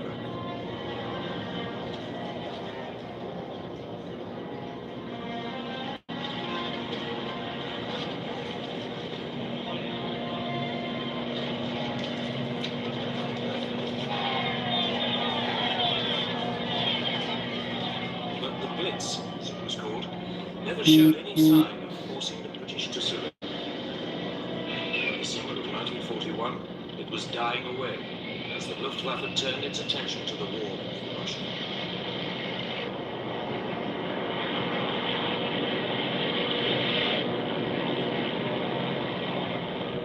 But for the British military command, bombing remained the only way of striking directly at Hitler's Germany.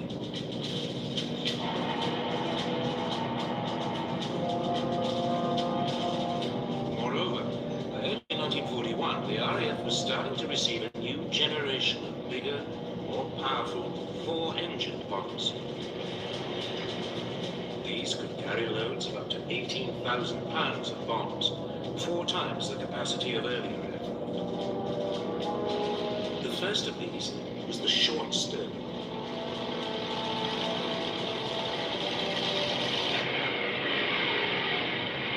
To begin with, the plan was not to hit the German population, but specific infrastructure targets, cutting transport and oil supplies, damaging Germany's ability to wage war. But it suffered one central problem. Britain's bombing was extremely inaccurate.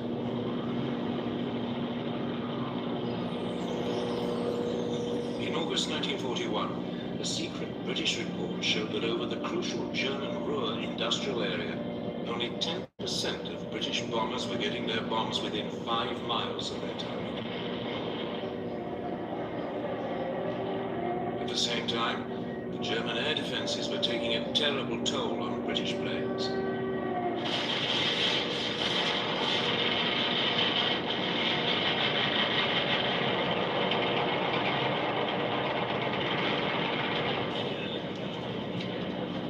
By late 1941, up to 10% of the bombers on any raid were being shot down. A loss rate which couldn't be sustained.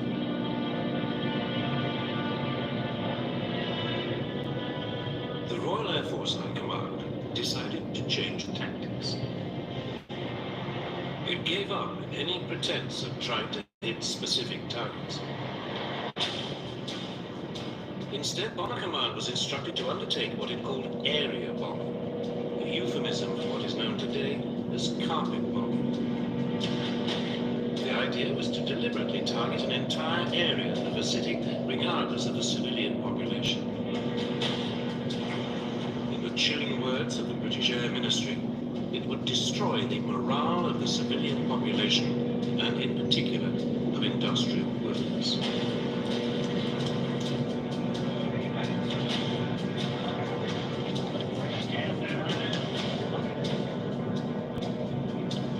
Its leading expert was Air Marshal Sir Arthur Bomber Harris, who is now appointed Commander-in-Chief of RAF Bomber Command.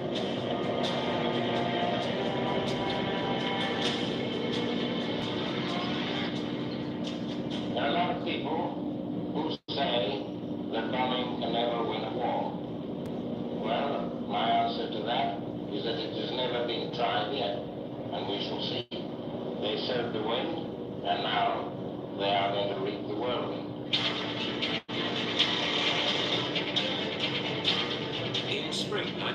1942, Harris launched what was, in effect, a huge public relations stunt for what he preferred to call strategic bombing.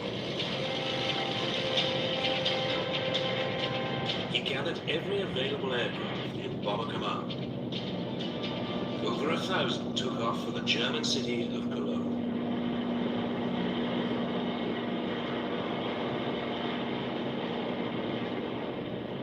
The city's defenses were overwhelmed. 600 acres were destroyed.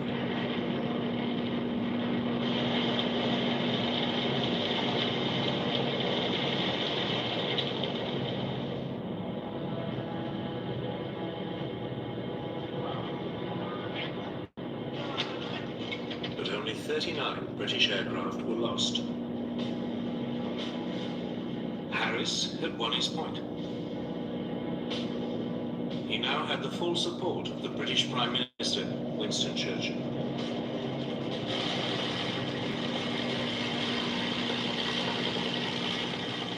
He also now had an outstanding new weapon, the Avro Lancaster, the finest heavy night bomber of the war.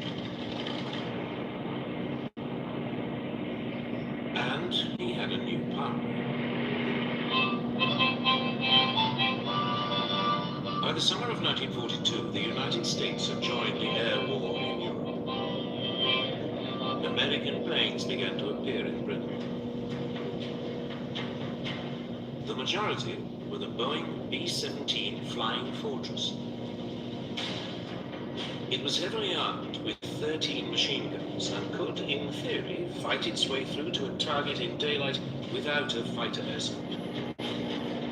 It was also equipped with a new bomb sight that would supposedly allow it to drop its bombs with almost unerring precision.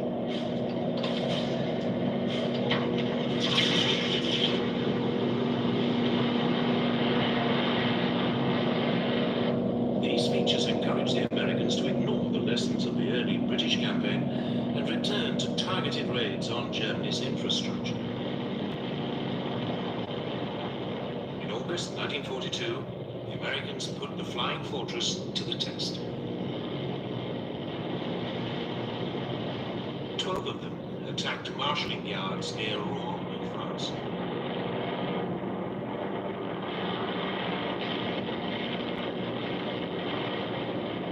Damage was slight, but the United States lost no aircraft. For the Americans, it was the proof that daylight raids on infrastructure targets could work. For the British, it simply showed that the Americans could hit a minor and relatively undefended target. But that winter, the two allies agreed to combine their approaches. They would launch a massive bombing campaign against Germany's industrial heartland. The Americans would attack by day against carefully selected infrastructure targets. The British would attack by night, carpet bombing whole areas, destroying war production and civilian morale. They hoped it would be so devastating, it might even bring the war to an end.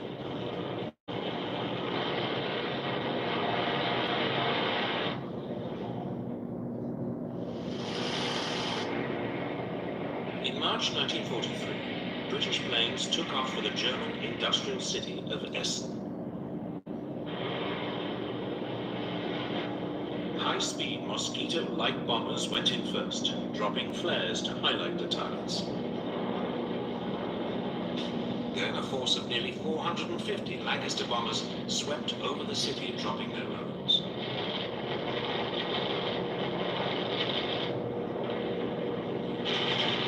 The German defenses were overpowered. Only 14 British aircraft were shot down.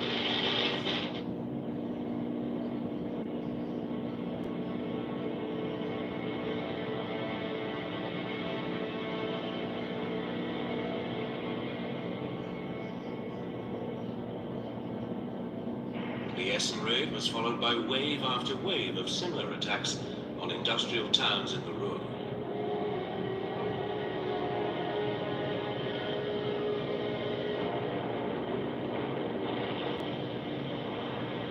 the German air defenses now began to get the measure of the Allied attacks.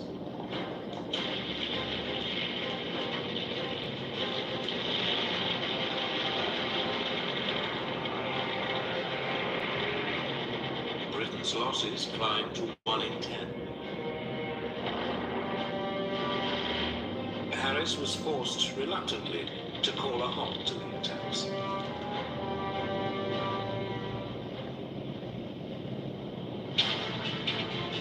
But then he was informed about a new Allied invention, codenamed Window. It consisted of clouds of aluminium foil strips dropped from an aircraft. As the foil fell, it jammed any radar system. It promised to cripple the German air defenses.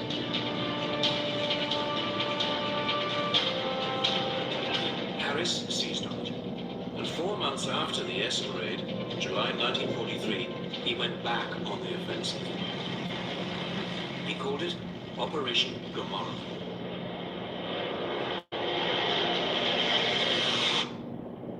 The target this time was the industrial port of Hamburg.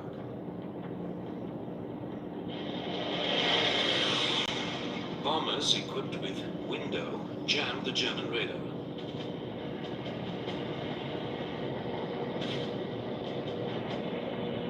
Other aircraft dropped incendiary bombs.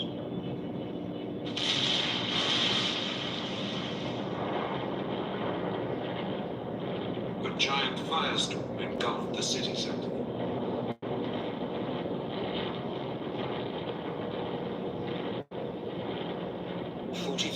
People died, and 500,000 were made homeless.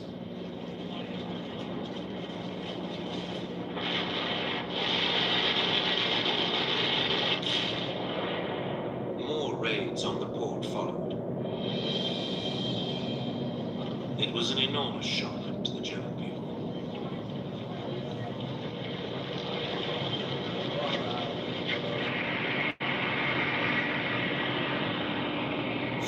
Later, in the autumn of 1943, Harris followed Hamburg with a series of attacks on Berlin.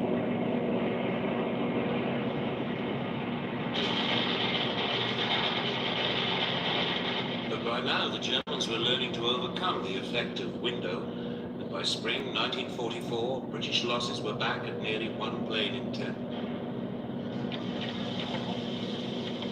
Worse, there was no sign German civilian morale was cracking. Harris's carpet bombing campaign was just not working. But neither was the American alternative of targeting infrastructure.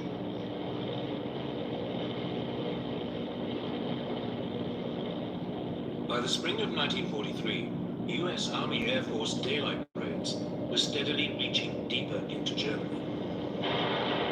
But American losses were climbing. Around 1 in every 15 planes was being shot down.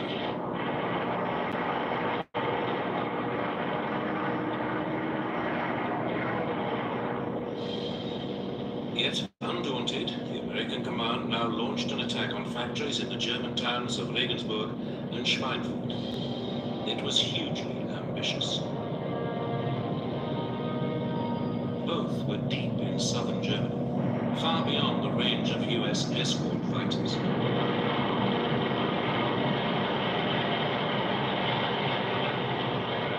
It was a disaster. The 380 flying fortresses which U.S. bomber chiefs had assured everybody wouldn't need a fighter escort were harried and shot down. The loss rate was over 16%.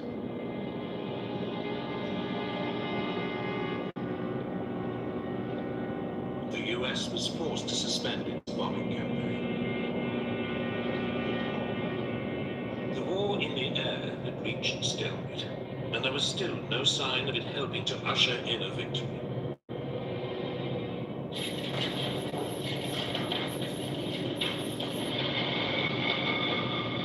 Then, in the early summer of 1944, as the Allies prepared to invade mainland Europe, the British and American air forces were tasked with disrupting German communication lines and oil supplies. It represented represented a return to targeted infrastructure bombing. But this time, the Allies had a new weapon. The British had experimentally modified a US fighter, the P-51 Mustang. The US engine had been replaced by a British-made Rolls-Royce Merlin. It gave the plane a much longer range. It was the ideal long-distance bomber escort.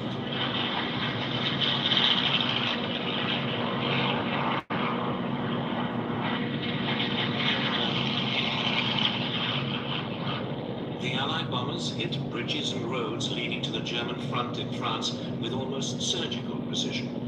Oil supplies to the German military were drastically reduced.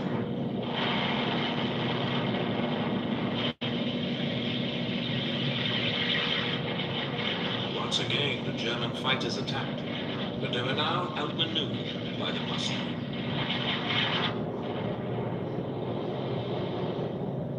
Much of the German Air Force, now running low on fuel, was grounded. The campaign of targeted bombing on Germany's infrastructure may not have been the knockout blow the Allies hoped for, but it was finally paying dividends. But one man was not impressed. Bomber Harris was still obsessed with the idea that ever more devastating carpet bombing attacks would stop Germany in her tracks once and for all. So it was that in late 1944, Britain returned to carpet bombing. German city after city was hit and devastated.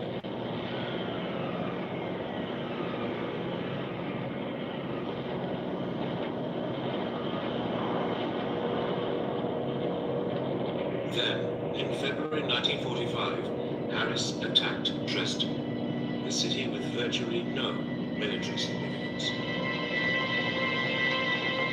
The city's civilian population had been inflated by refugees fleeing bombing raids elsewhere. Yet Harris seems to have had no regard for civilian life.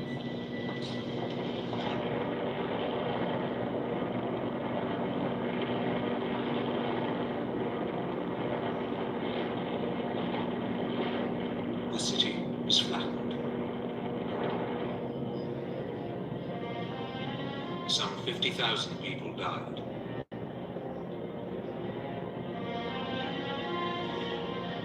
It was a raid too far. Finally, questions began to be asked about the morality, let alone the efficacy, of carpet bombing. Whatever it had achieved, it had been done at an horrendous cost of civilian and military lives. Critically, it had failed to break German morale, yet 60% of RAF crews had died before they had completed 30 missions.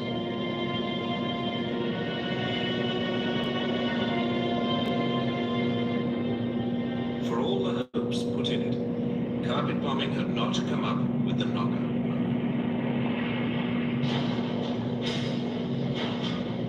The Germans, meanwhile, had put their faith in an altogether different technology to give them the knockout blow they needed to win the war.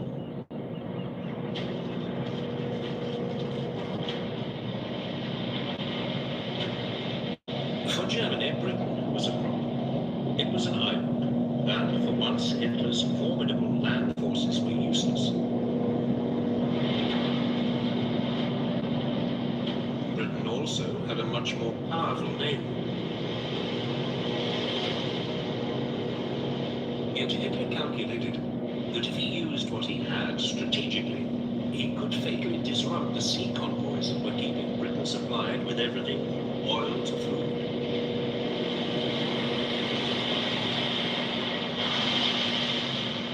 In the first 18 months of the war, German raiders sank more than 130 British merchant vessels.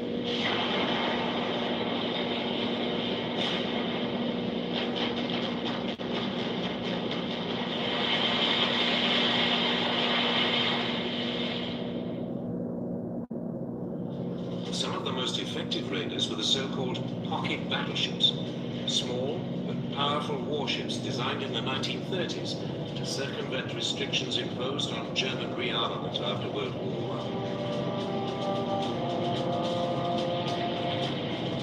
One, the Graf Spee, became particularly notorious.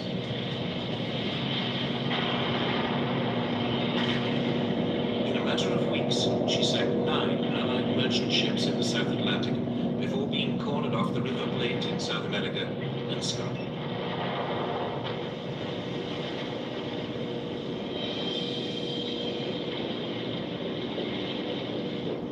But the raids were taking a serious toll. If the losses continued to rise, Britain would have real supply problems.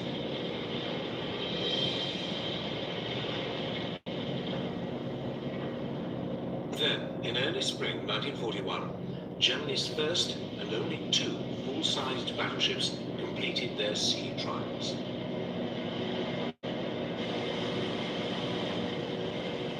They sent a shiver through the British Navy.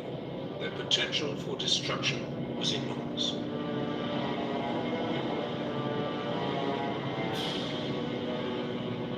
First into action was the Bismarck.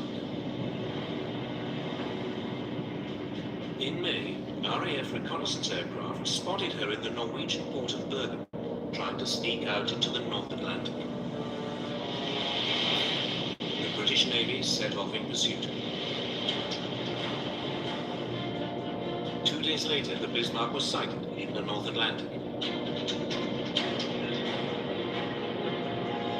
Britain's latest battleship, the Prince of Wales, was sent to intercept her. With her was the British battlecruiser, Hood.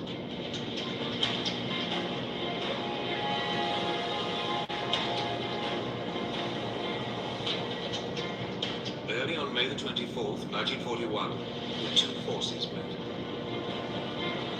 It was the first time the 2 sides' battleships had squared up to each other.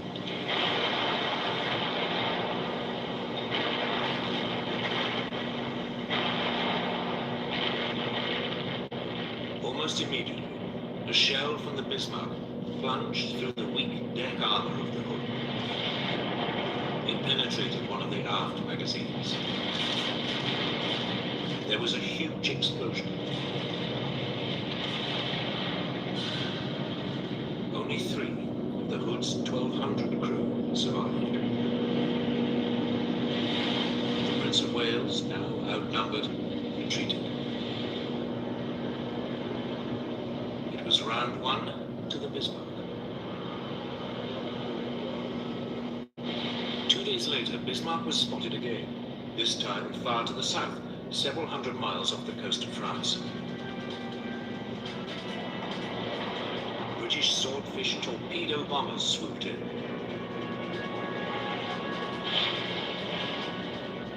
One hit and jammed the Bismarck's rudder. The following morning, 2 British battleships, the Rodney and King George V, caught up with the crippled Bismarck.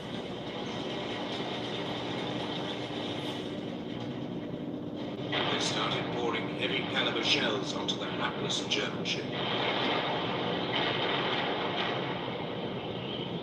She was soon reduced to a blazing wreck. Bismarck was finally sunk by a torpedo. All but 110 of her 2,300 crew perished.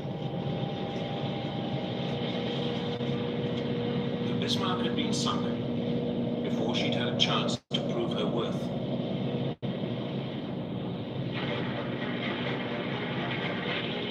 Then in June 1941, Hitler invaded the Soviet Union. War at sea entered a new phase.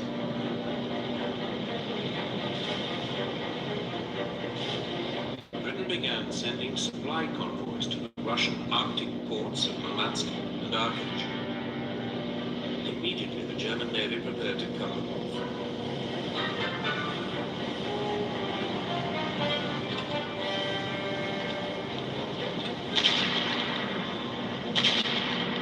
Convoy after convoy was attacked or threatened.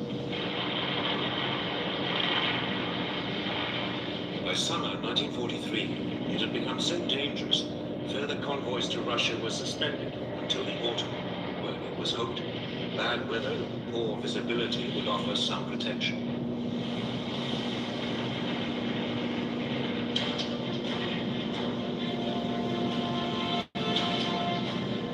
While the convoys were suspended, Britain turned its attention to one of the biggest threats it faced, the Bismarck's sister ship, Turbines. She'd spent months hiding in the Norwegian fjords, waiting for the moment to pounce. All the while, the British Navy had been keeping her under close watch, determined to eliminate Germany's last battleship.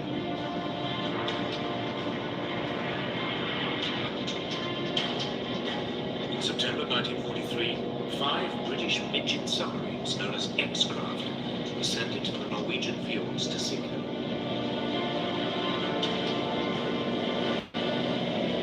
The attack caused only minor damage. By the following spring, the Tirpitz was once again ready to menace the Allied colonies.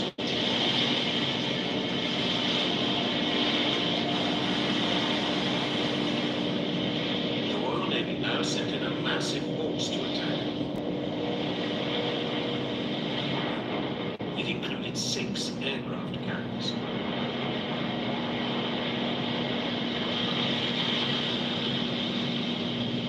They took the Germans completely by surprise.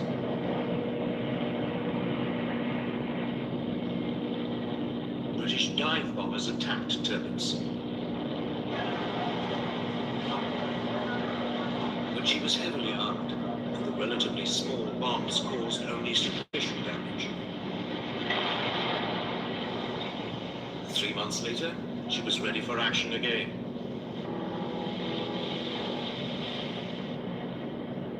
She was soon spotted in another Norwegian field. Lancaster bombers carrying massive 5-ton tall-boy bombs were sent in to sink her once and for all. Tirpitz put up a smokescreen, which partially obscured her. Nevertheless, several bombs struck her bow, causing severe damage.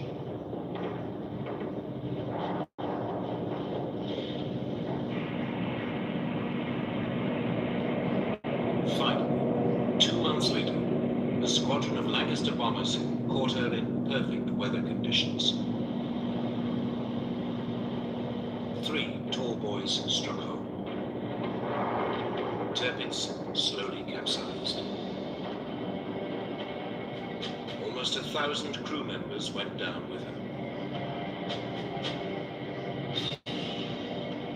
After more than 2 years of hiding and running from the British Navy, she had been sunk.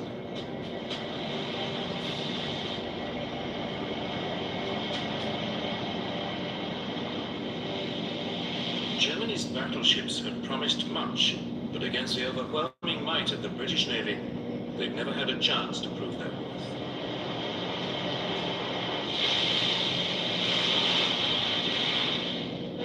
Hitler had lost the battle at sea, at least on the surface. But below the waves, it was a different story.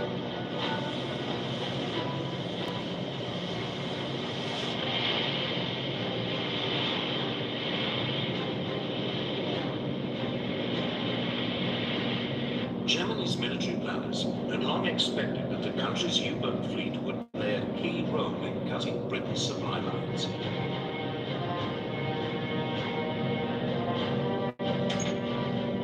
They could sneak up underwater on British merchant vessels, attacking them at the last moment.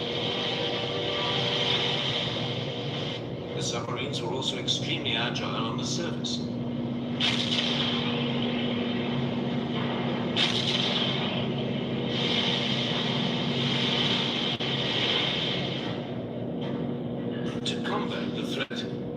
Merchant fleet was corralled into convoys for protection. But there was a serious shortage of anti-submarine ships to escort them. Many ships sailed without protection. Yet Britain's naval command remained remarkably complacent. They believed they had the weapons and the technology to contain the U-boat threat. It was soon proved wrong.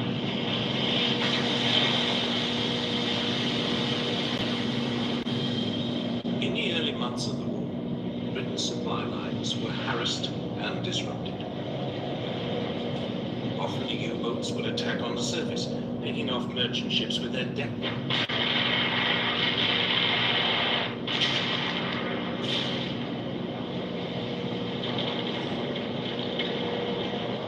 In response, the Royal Navy sent aircraft carriers equipped with submarine hunting aircraft to patrol the sea lanes used by the convoys.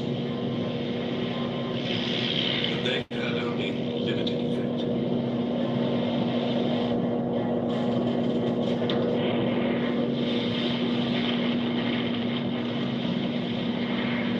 By the end of 1939, over 100 Allied merchant ships had been sunk by German submarines. If losses continued at this rate, Britain would face disaster. Oil, food, and weapons would all begin to run short.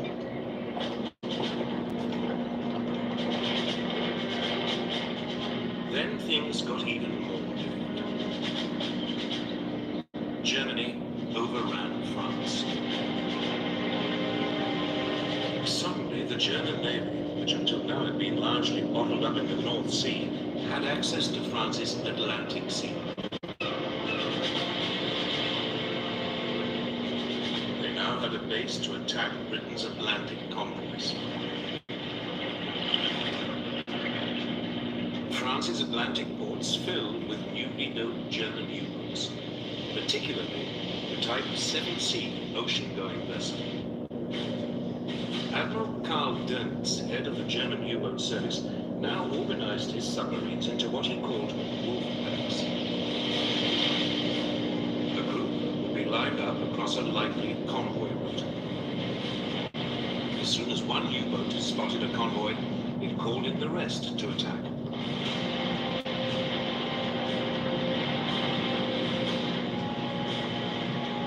Sometimes the U-boats were also guided by long-range patrol aircraft.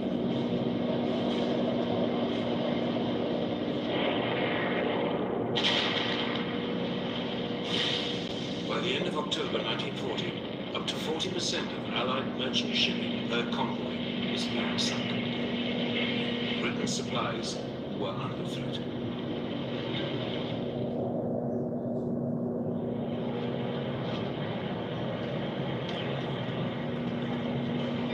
German U-boat crews called it the happy time. Top U-boat commanders became national heroes.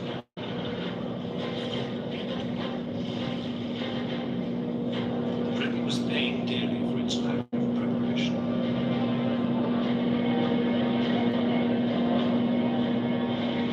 But finally, things began to change.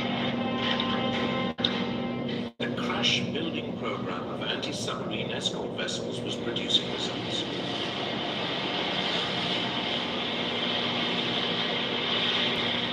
The first corvettes, as they were known, were coming off the slipways.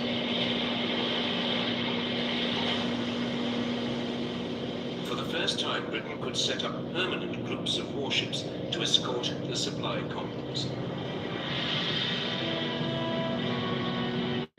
But their effectiveness was limited by the fact that their top speed was 15 knots, 2 knots slower than the service speed of a U-boat.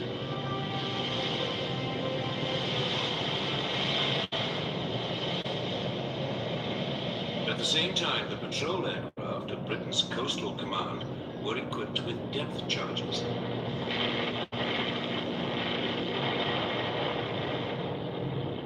They lacked the range to cover the mid-Atlantic, but U-boats on the surface near their bases could be harried and forced to submerge.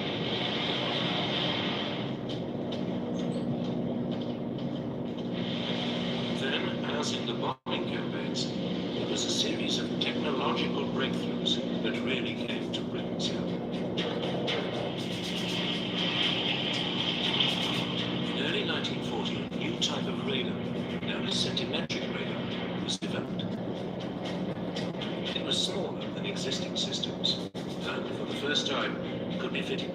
escort ships and aircraft.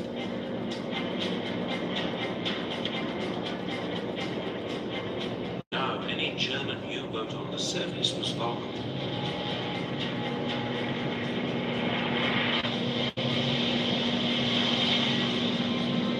Some months later, there was a second technological breakthrough. Huff Duff was a radio detector. Anytime a German U-boat surfaced to communicate, Huff Duff could pick up the radio signal and pinpoint its exact position.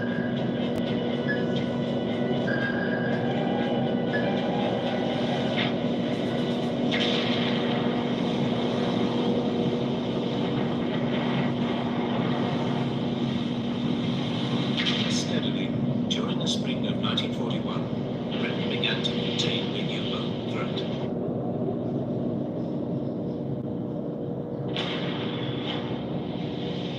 Merchant shipping losses fell by more than half.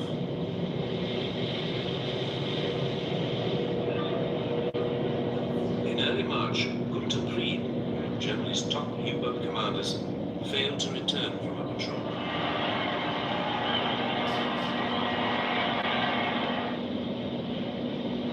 Shortly afterwards, two more top German U-boat commanders lost their lives in quick succession.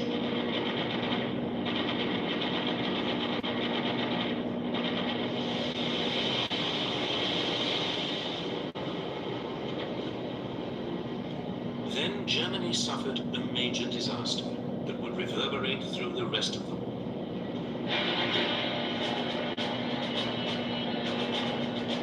In May 1941, the British destroyer Bulldog forced U-110 to the surface and captured the submarine. On board was an Enigma machine used for encoding German signals.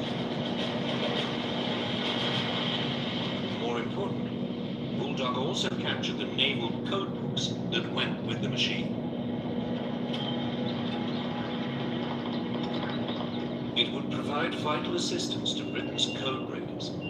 Soon, unbeknown to the Germans, Britain was getting a real insight into German naval communications.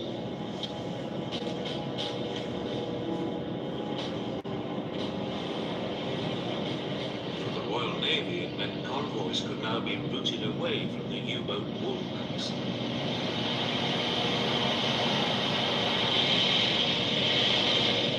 Germany's submarines had to work harder and search further to find and sink their prey.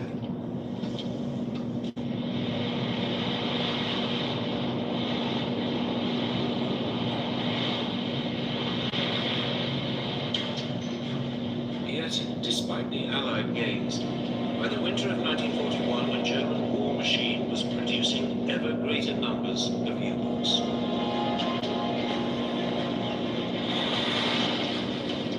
The long-term outlook for Britain's supply routes still looked ominous. Then, in December 1941, the war at sea changed decisively.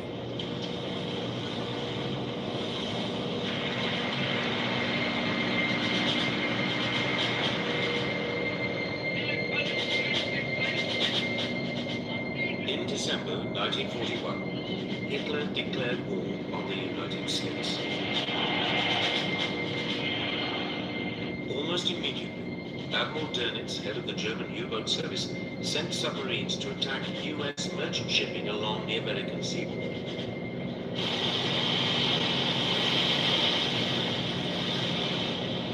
At first, only a few of his submarines, the new Type 9, were capable of making the long voyage from Europe.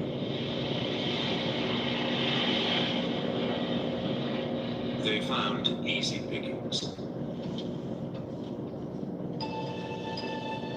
The U.S. Navy's Commander-in-Chief, Admiral Ernest King, had resisted British advice to corral his merchant ships into convoys.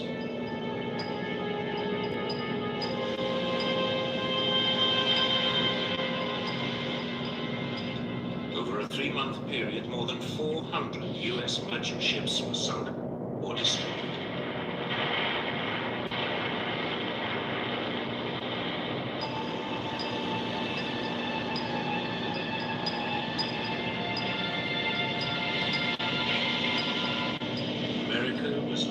tough lesson Britain had already learned. Something had to be done.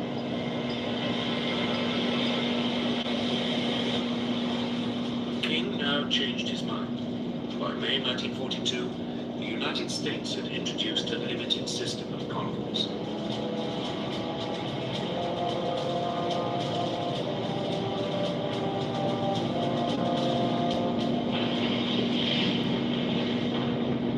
By July, the US losses were falling. It forced the Germans to adopt a new tactic. They would concentrate their U-boats in one particular part of the North Atlantic, the Black Gap, the area in mid-ocean too far from land for anti-submarine aircraft to reach.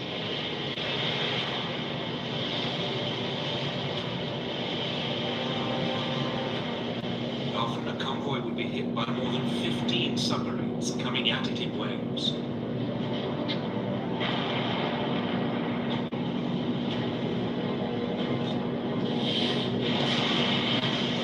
During October 1942, 56 Allied ships were sunk in the Black Gap. By the following March, Allied losses had reached 120 ships in a single month.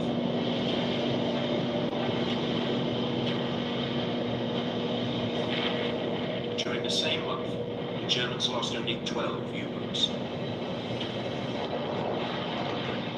Hitler's tactic of disrupting Britain's supply lines so severely the country would collapse seemed a real possibility.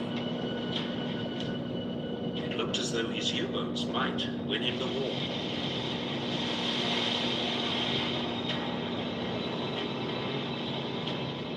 But now the Allies began to up their game. Britain had brought in a new commander. Admiral Max Horton was former head of the Royal Navy's submarine fleet. His first move was to set up permanent groups of destroyers and frigates that would provide additional support to convoys, rushing in as soon as an enemy wolfpack was spotted. Equally importantly, a string of yet more technological developments came on stream. The Hedgehog was an anti-submarine mortar that fired 24 bombs.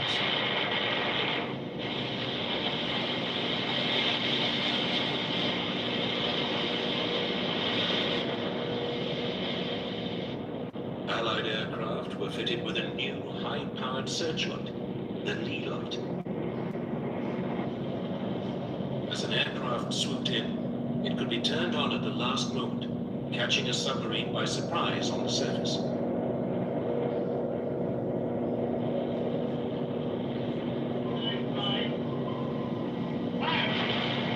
The steady technological advance now began to pay.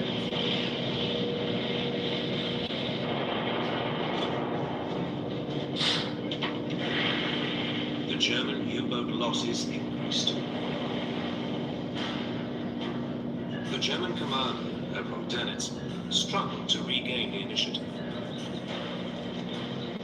In April, he ordered an all-out U-boat attack on convoy ONS-5, a convoy of 43 merchant ships traveling from Liverpool to Canada. It was designed to be a demonstration of German naval force. 40 U-boats descended on the convoy.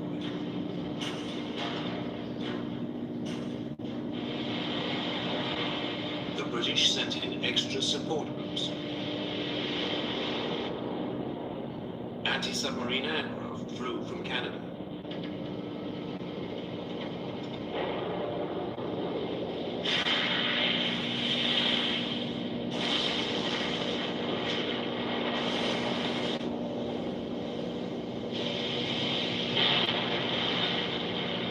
It would take 4 days for the Allies to beat off the German attack. 11 merchant ships were sunk, but the Germans had lost 7 U-boats.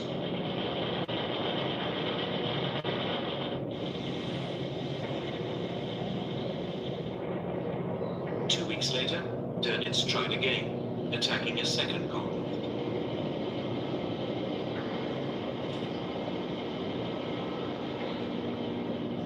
It was a disaster.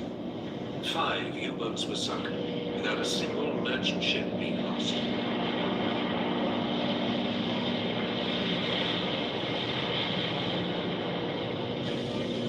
During May 1943, a quarter of all Germany's operational U-boats were sunk.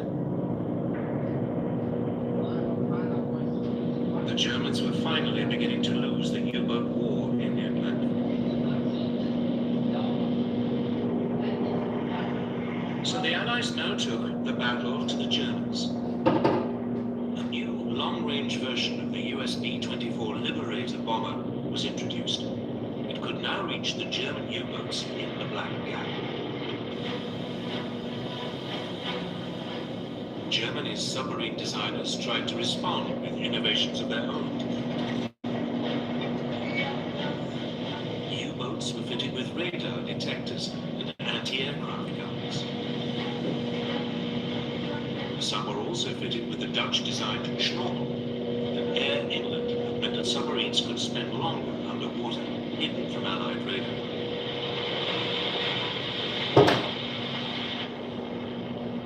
But it was too little, too late. The Allies still found them.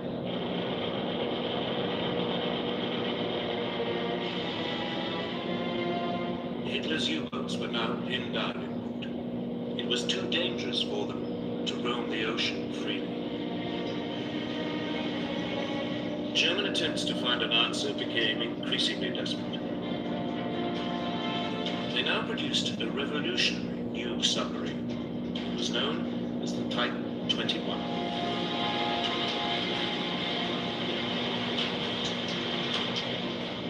It was electric powered, capable of 17 knots while submerged, over twice the speed of a traditional submarine, and fast enough to outrun most surface vessels.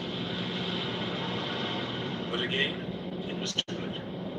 Only one ever became operational, and it never made contact with the enemy.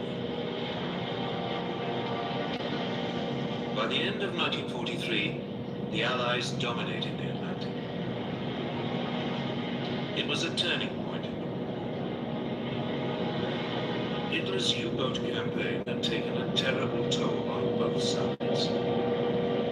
The Germans lost nearly 800 submarines. 75% of the U-boat crews perished.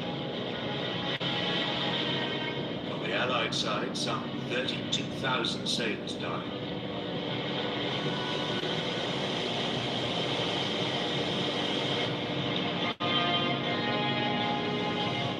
But now, at last, with the U-boats out of the way, great waves of US troops and equipment could flood across the ocean in preparation for the invasion of Europe.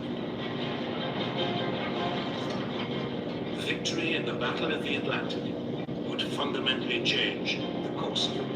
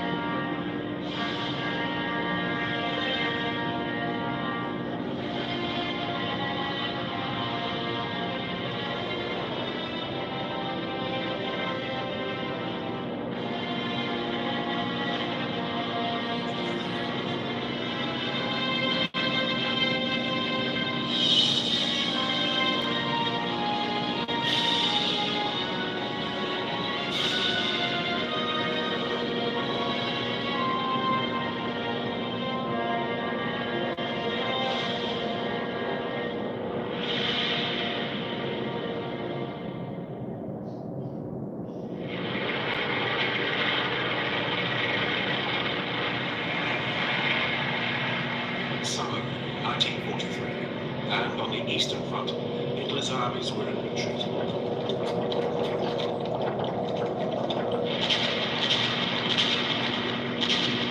Huge Soviet artillery barrages and tank assaults were shredding the German lines.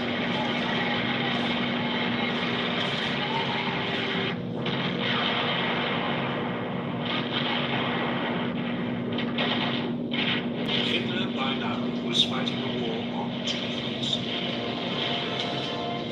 In Western Europe, an Anglo-American force was moving up through Italy, menacing his southern flank. The Germans had been forced to pull some of their elite troops back from the Eastern Front to help.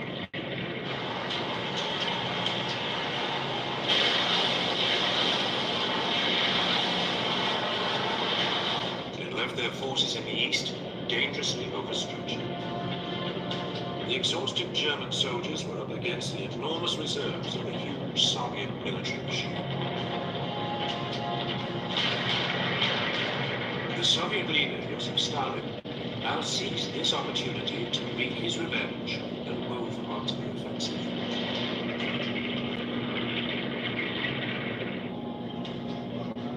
By early August 1943, the Red Army had driven the Germans from the cities of Orel and Belgorod.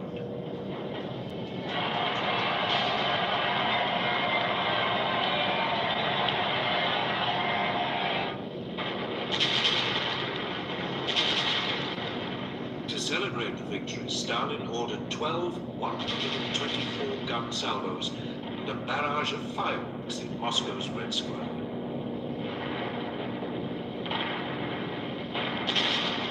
He proclaimed, "Eternal glory to the heroes who fell in the struggle for freedom. Death to the German invaders."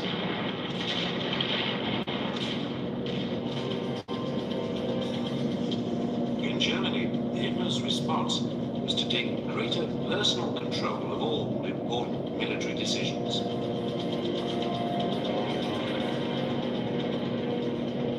The effects were felt almost immediately by Axis troops occupying the strategically important city of Kharkov.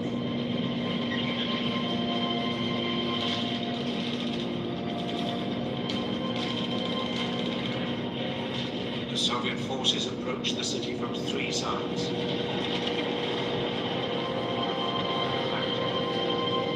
The German commander, Erich von Manstein, ordered a tactical withdrawal. Hitler immediately countermarched. Kharkov should be held at all costs. Hitler would not accept anything that would reduce what he called Lebensraum, the land he believed Germany needed to ensure its progress. Just as importantly, he also believed Germany would win the war, if not by numbers, then by the sheer will to win.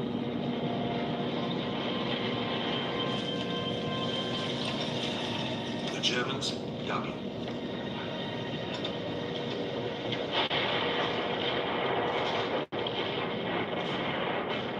At first, it seemed to work. For several days, repeated Soviet assaults were repulsed.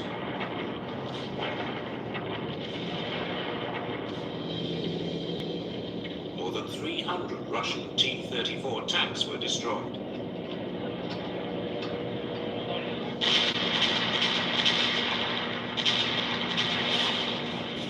But by the end of August 1943, the German positions had been overrun.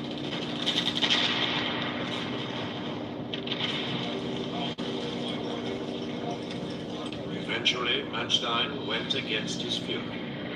He ordered his men to get out.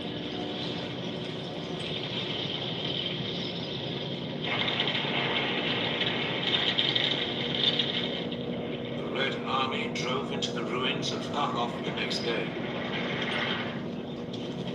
It marked the beginning of a massive Soviet offensive along a 1,500-mile front.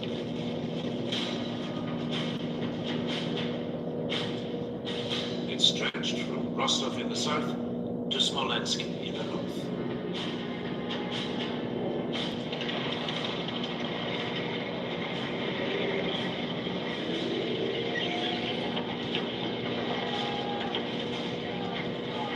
the southern end of the front, near Rostov, a Russian breakthrough threatened to trap pockets of German soldiers in the Crimea.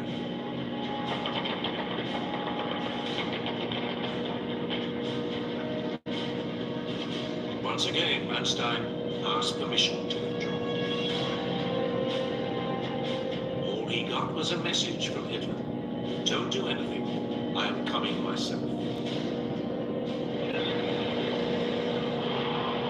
But he never did. The German military was forced into another, last-minute, chaotic retreat.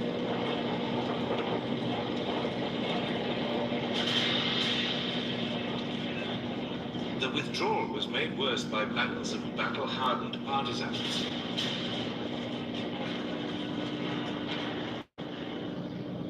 Many were former Red Army soldiers who had been cut off behind enemy lines.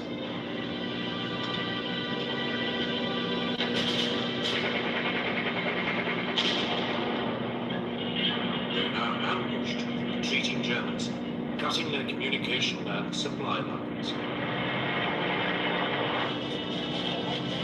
The Germans responded with predictable ferocity.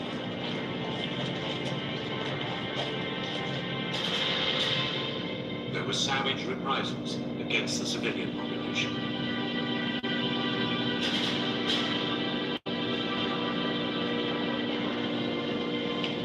The Germans also launched a scorched earth policy.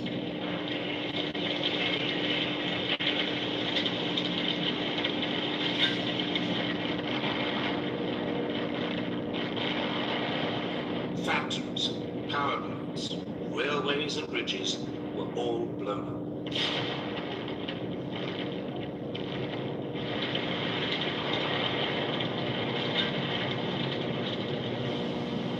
A massive hydroelectric dam, which provided electricity for the whole of the Ukraine, was wrecked.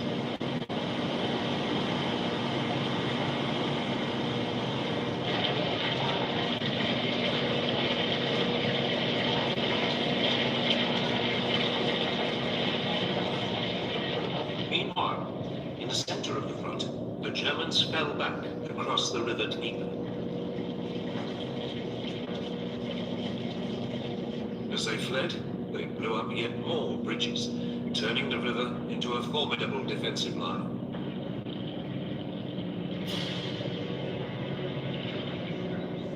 They then dug in along the west bank. Stalin's response was to offer the Soviet Union's highest award to the first Red Army soldier to cross the river. By the early autumn 1943, a number of small Soviet bridgeheads had been established on the German-controlled West Bank.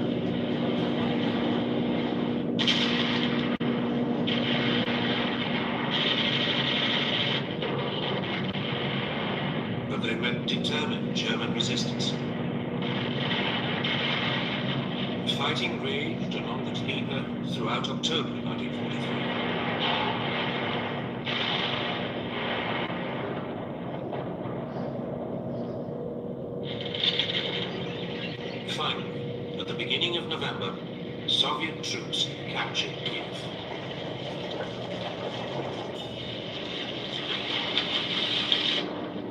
All along the river, the Germans were pushed out of their defensive positions and forced to retreat still further west.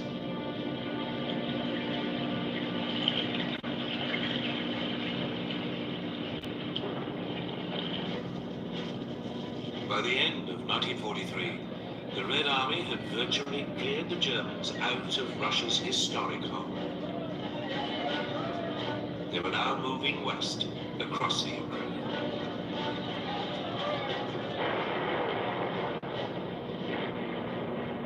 The countries of Europe were in their sights.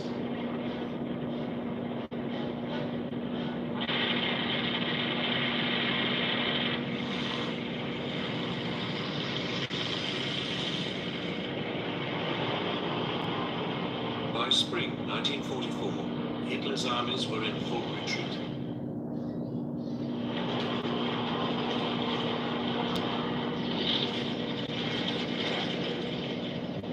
Soviet leadership now poured in ever greater quantities of men and equipment. The Germans had two excellent tanks, the Tiger I and the Panzer Mark V Panther.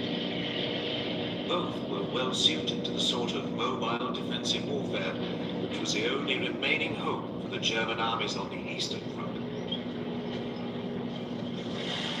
But the Red Army had at least twice as many tanks, mostly the battle-tried T-34, and armament factories in Siberia were turning out more at a rate of 2,000 a month.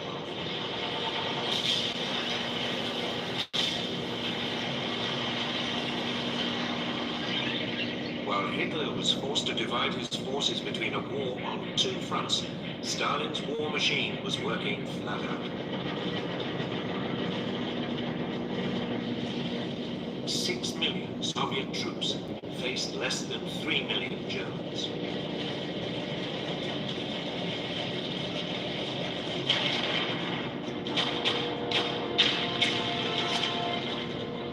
In early January 1944, the forces of the First Ukrainian Front moved in from the north on the German-held town of Korsun. It was the last German toehold on what they'd hoped would be their defensive line along the River Dnieper. 12 days later, the forces of the Second Ukrainian Front drove forward on the southern side.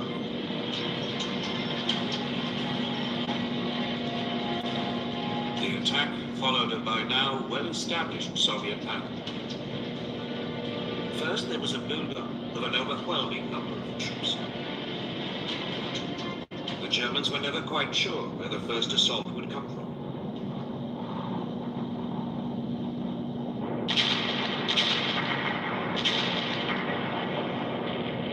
Then there was a devastating artillery bombardment.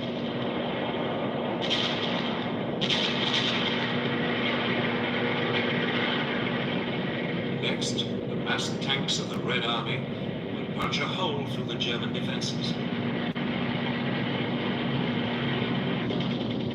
Finally, the infantry poured in.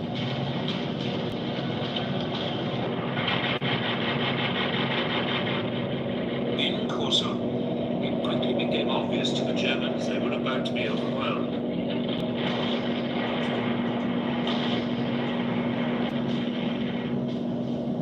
The German commander, Field Marshal Erich von Manstein, flew to Hitler's headquarters in East Prussia to beg, yet again, for permission to pull out. But Hitler once more refused.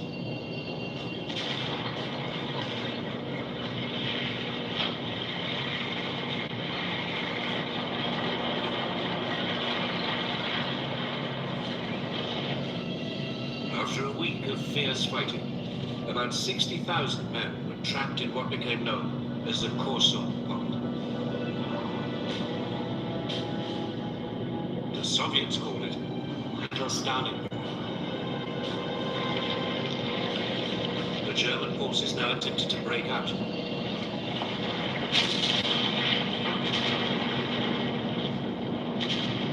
But the Russians were ready for it.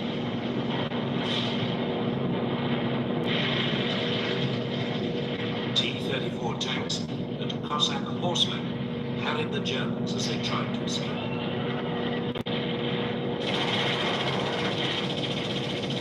The fighting lasted 2 days.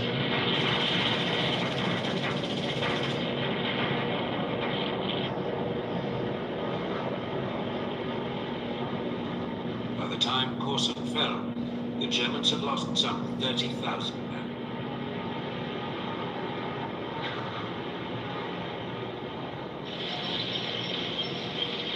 The Red Army forces were now moving forward at speed.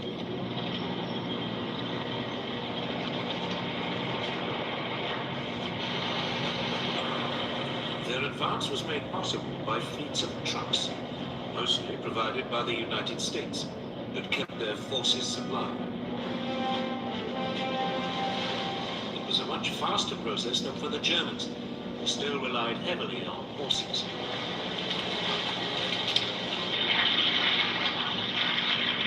Russians were also dominating the skies.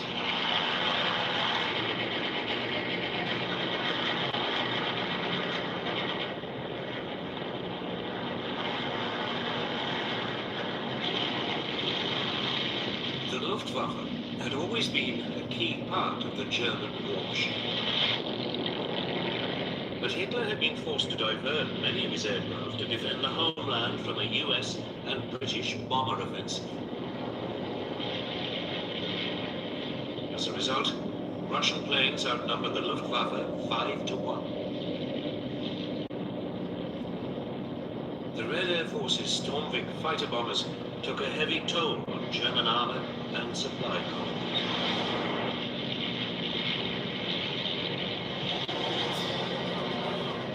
Yet Hitler refused to contemplate defeat, and now announced a new version of his no-retreat policy. He ordered the German troops to create what he called fortified areas, local strongholds. These were to be defended to the bitter end. Only with his personal approval would any of these fortresses be abandoned. It was a desperate ploy, and would come to cost the Germans dearly. One of the first tests of the new strategy was near the Ukrainian town of Kamenets-Podolsky. Here, 20 divisions of panzers were threatened with being cut off. But Hitler declared it a fortified area and refused to allow a retreat.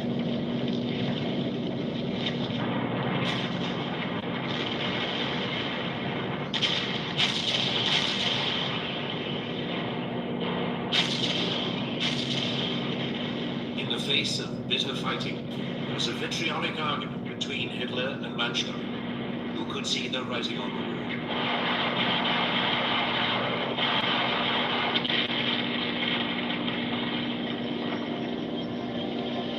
Finally, Manstein got his way. The panzers were given permission to break out.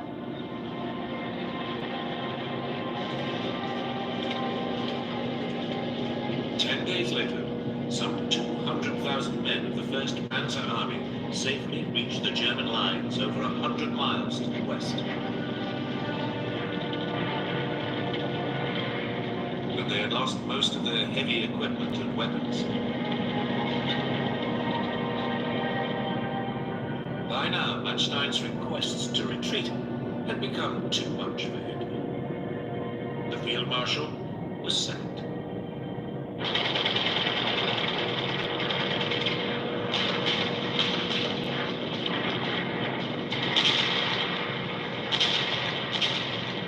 Further south, the Germans attempted to hold back the Soviet torrent on the Yezhny-Bug River.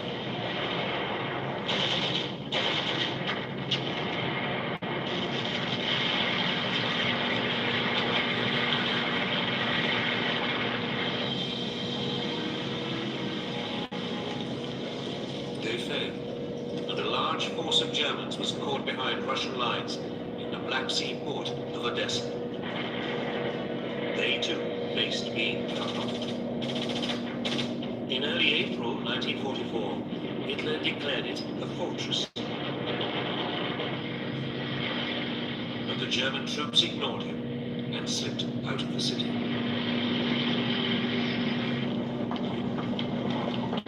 Several days later, on April the 10th, Odessa was liberated.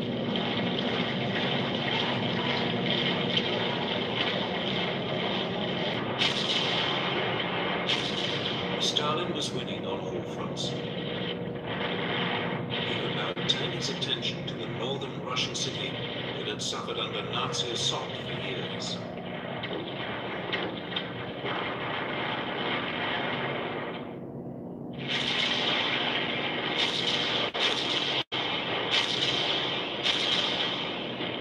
By the beginning of 1944, the Russian city of Leningrad had been under siege from German forces for nearly 2.5 years. During the first winter, almost 500,000 people had starved to death.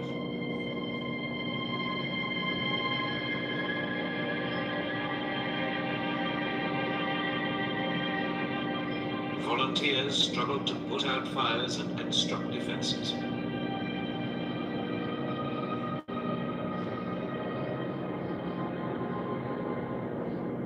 But by 1944, life in the city had become almost unbearable.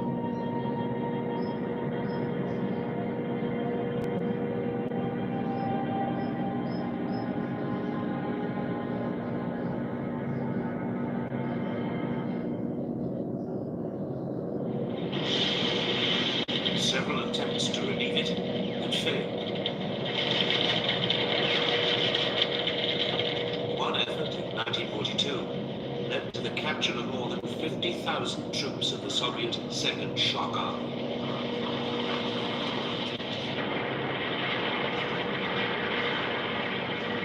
Another, in 1943, that enabled a trickle of supplies to get into the city.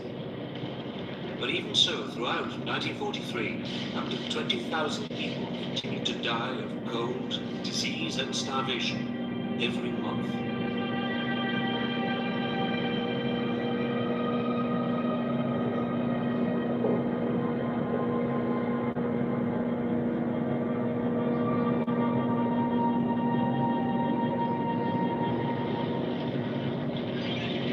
By January 1944, however, with the Germans in headlong retreat, Stalin now turned his attention to the plight of the city.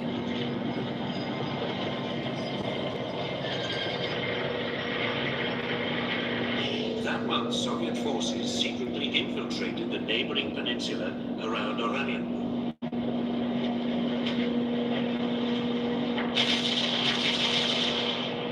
The attack on the German position started with a savage 65-minute bombardment.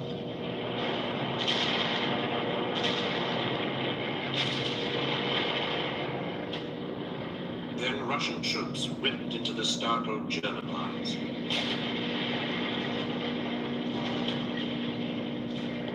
At the same time, another Soviet force attacked from the northeast around the city. They too burst onto the German lines.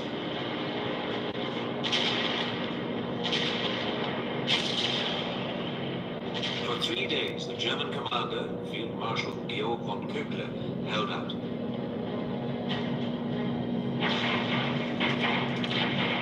Finally, he asked Hitler for permission to hold back.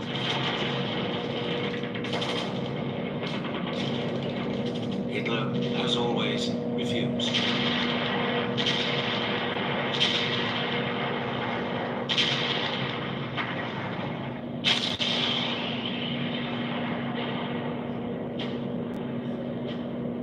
Welcome to a moment of calmness from One A Day. Wait. Don't zone out yet. One A Day multivitamins help provide nutritional support for your well-being as part of a healthy lifestyle. So whether you're navigating a busy day or seeking quiet reflection, One A Day vitamins are here for you. Choose wellness. Choose One A Day multivitamins. Science that matters for nutritional support. Grab your One A Day vitamins at your favorite retailer today. Köckler argued back, telling the Führer only a swift withdrawal would save his army from a massacre. Hitler sacked him. He was replaced by General Walter Möller.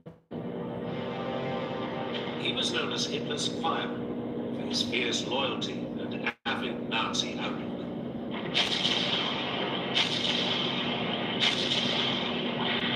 But even to Möller, the danger was obvious. He now disobeyed Hitler and pulled out.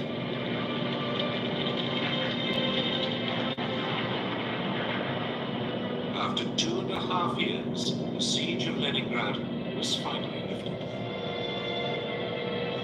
Nearly 1 million Russian civilians had died.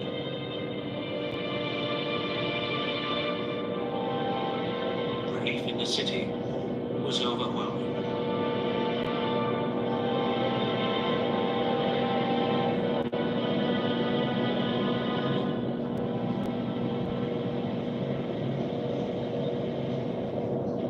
worst fallout was in neighboring pro-German Finland, which now feared a Soviet invasion.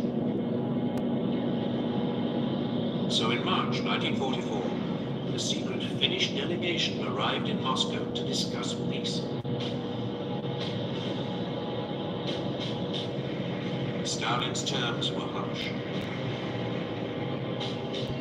He demanded the Petsamo region in the far north of Finland, an area rich in nickel, an important ingredient in the manufacture of metal alloys.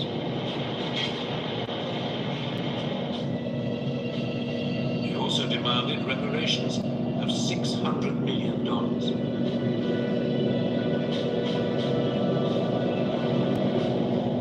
The Finns refused and prepared for a Soviet invasion. But Finland could wait.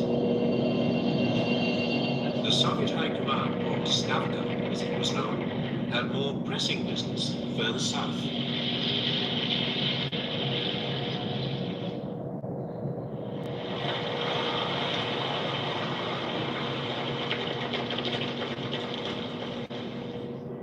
The Red Army offensives in the Ukraine in late 1943 had trapped 120,000 German troops in the Crimea. Hitler, as ever, had refused to allow them to withdraw. They now waited helplessly for a Soviet onslaught.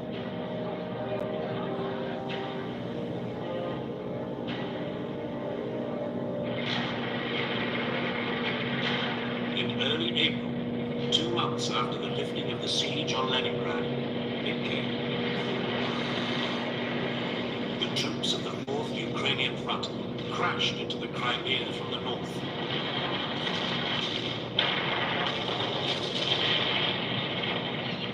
At the same time, a diversionary attack landed on the eastern end of the peninsula.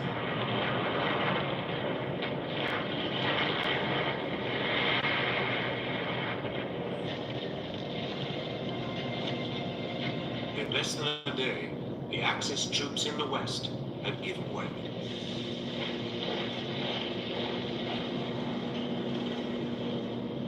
They fell back on the port of Sebastopol, and Hitler ordered Fortress Sebastopol to hold out to the last man.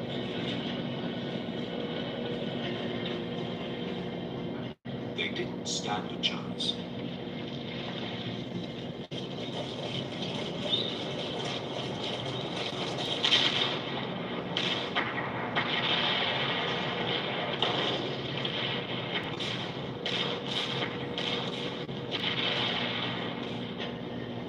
Within 2 weeks of the siege, German troops were being evacuated by sea. 40,000 men escaped, but some 30,000 defenders were still trapped in the port. They retreated to the beaches south of the city, hoping to be rescued by more German ships. It didn't happen. The evacuation was interrupted by Soviet artillery bombardment.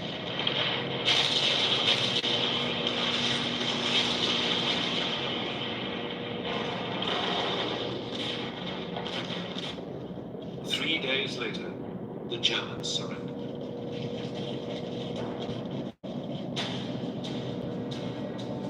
Meanwhile, back in the northwest of the country, the Germans still occupied much of what is Belarus today. But the Red Army had grabbed a vast bulge of land stretching into Poland and Romania. It meant the Germans had to defend a 1,400-mile front. They were hugely overextended. Military logic suggested it was time for the Germans to withdraw to more manageable defensive positions. But Hitler, still obsessed with territorial gain, refused to allow any further retreat.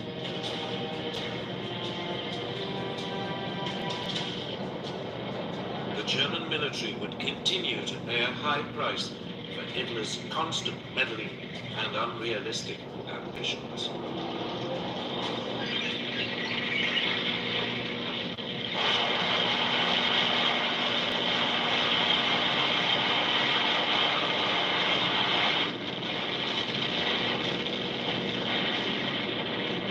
By the spring of 1944, Hitler's forces were stretched to their limit.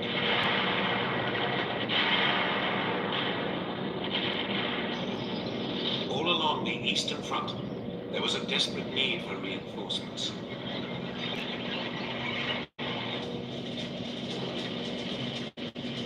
The problem for the German High Command was where to place the few resources it had to maximum advantage. German intelligence reports suggested the next big Red Army offensive would be into Belarus. But Hitler disagreed. He was convinced Stalin would strike south and seize the Romanian oil fields. Both were wrong, at least to begin with. In the early summer, the Red Army Command finally turned its attention to Finland.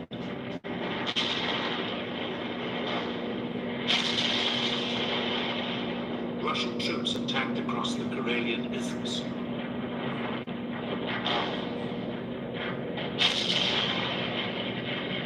After 2 days fighting, the Finns were forced to retreat.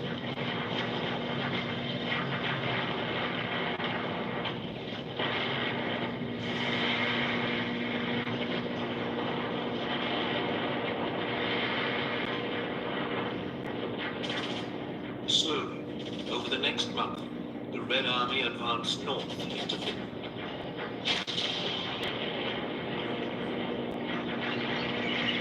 By August 1944, it was all over, and the Finns sued for peace.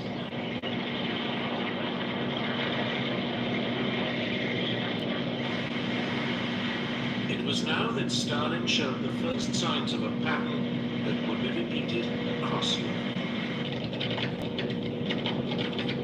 He seized land, in this case areas of Finnish Karelia and the nickel-rich Petsamo region.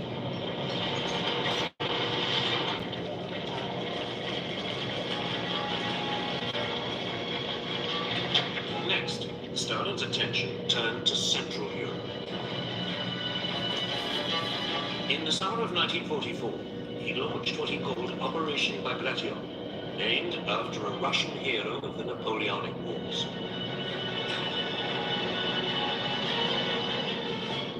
At 5 a.m. on June the 22nd, 3 years to the day after Hitler's invasion of the Soviet Union, the guns of the Red Army began a ferocious bombardment of German forces in what today is Belarus.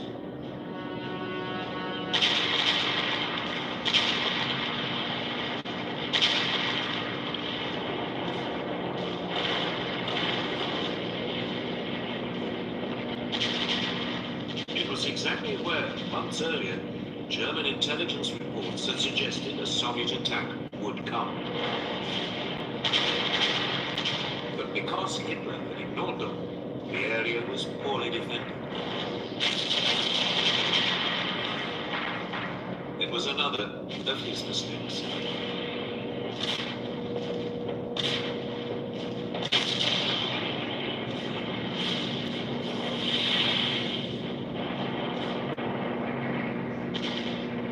The Germans were now being pounded along a 350-mile front.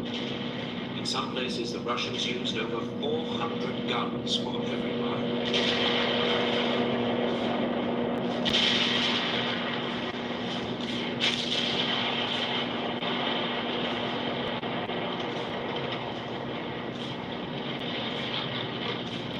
The barrage was followed, as always, by a torrent of Soviet tanks and infantry crashing into the German defenses.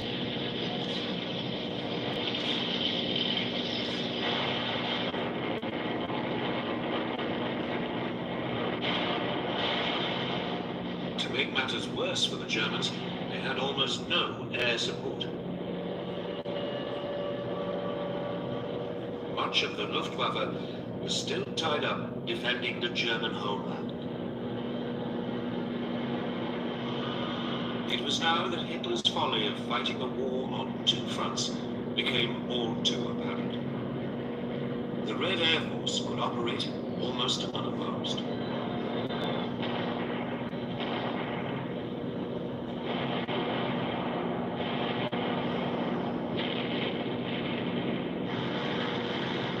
Russian planes struck deep behind German lines, cutting communications and harassing reinforcements.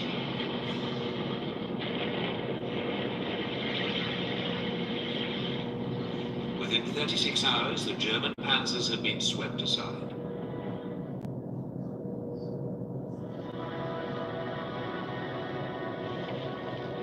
About 50,000 men faced encirclement in the German-held town of Vitebsk.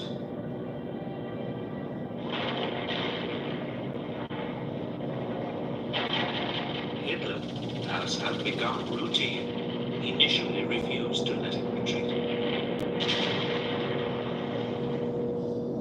Then, when on the following day he relented, it was too late for many of his troops.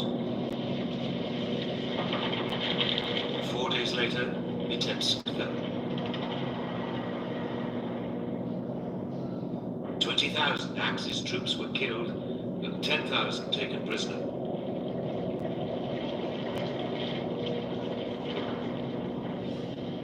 Further south, along the Belarus front, the pattern was repeated.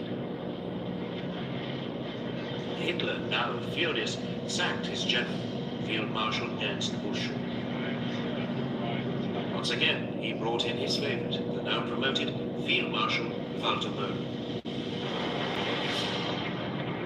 But it made no difference. Town after town fell.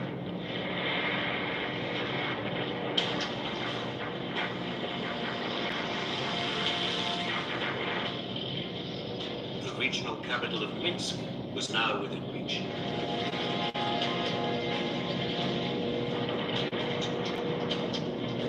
Two days later, the Red Army encircled it. Over 100,000 German troops were trapped.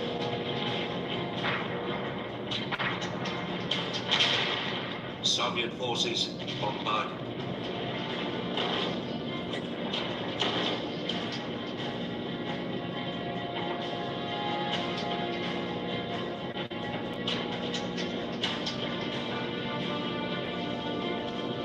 Within a week, the German survivors surrendered.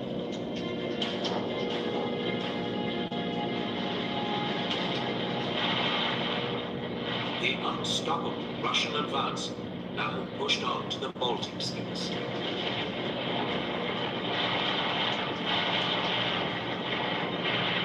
First of all was the Lithuanian capital of Vilnius. Across the entire eastern front, the Germans were in retreat. But they left behind them towns and countryside laid waste.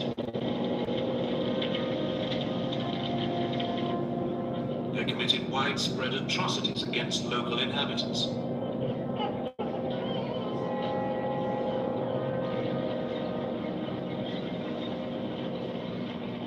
Nothing, however, could have prepared the Red Army for what it was about to discover.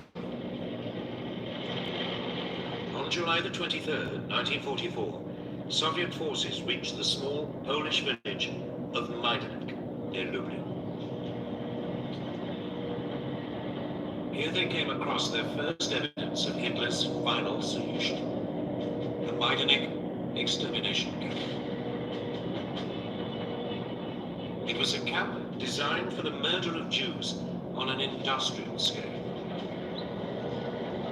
But as the first Soviet reports of what they found leaked out, the Western Allies simply dismissed them.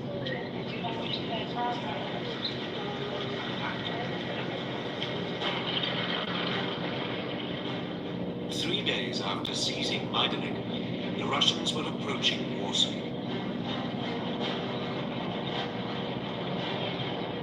At Granger, we're for the ones who pay attention to every little detail. The ones who fuss, tinker, and sweat the small stuff. Because you know the tiniest thing can make the biggest difference when it comes to keeping business moving. We get it. access to product experts to help you quickly and easily find what you need. So whatever your industry, you know you're always getting professional grade products. Call, click Grainger.com, or just stop by. Grainger, for the ones who get it done. But here the Red Army paused. Stalin now stood ready to do what Hitler had done before. Grab land, not in the name of Lebensraum, but of communism.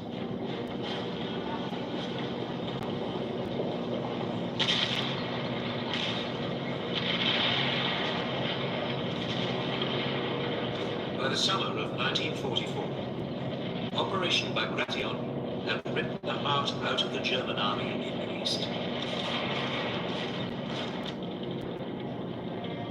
More than 300,000 Axis soldiers had died.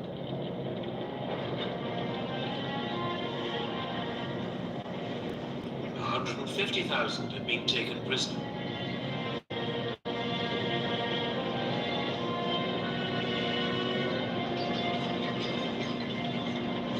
The Red Army now paused and dug in along the river Vistula, south of Warsaw.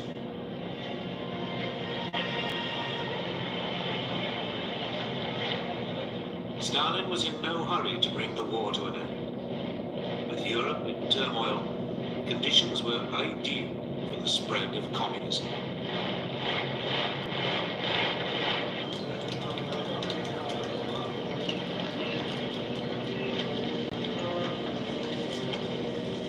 The first victims of Stalin's political calculations were the Poles. On August 1st, 1944, the Polish Home Army rose up in Warsaw against its Nazi occupiers.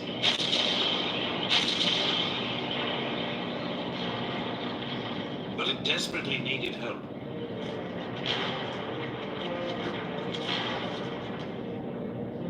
The Red Army, camped just to the south, was perfectly placed to provide it. But Stalin regarded the Polish Home Army as close to the Polish government in exile in London and hostile to communism.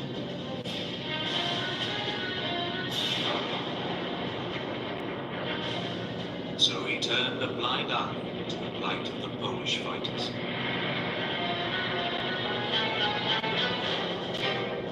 They were crushed with terrible brutality. The Germans would finally be pushed out of Poland until the Russian army drove them out in January 1945.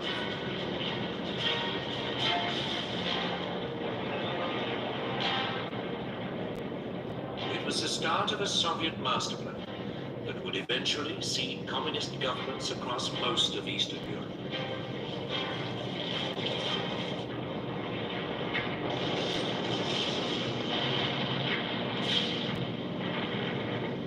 To the north, contingents of the Red Army continued to clear the Germans out of the Baltic states.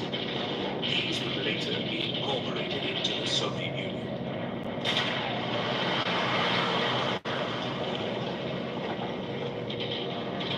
Near the Latvian capital of Riga, over 200,000 Germans were trapped behind Russian lines.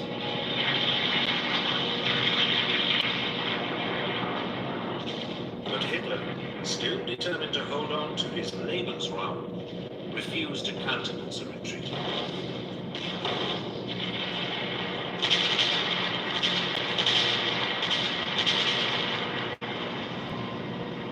Even so, gradually the German forces were pushed back to the Baltic coast.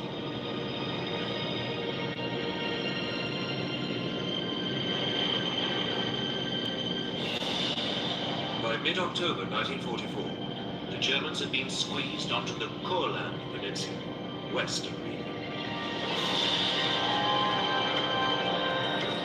They would remain marooned there for the rest of the war, when they eventually surrendered to Soviet forces.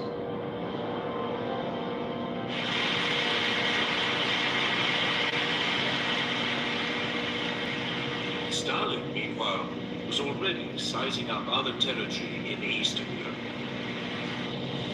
He could have moved directly west towards Germany.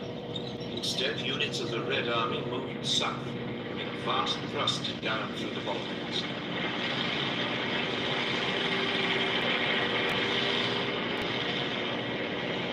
Nearly 1,500 tanks and 1 million men pushed into Romania in late August 1944. The defending Axis forces had less than 400 tanks and just 800,000 troops.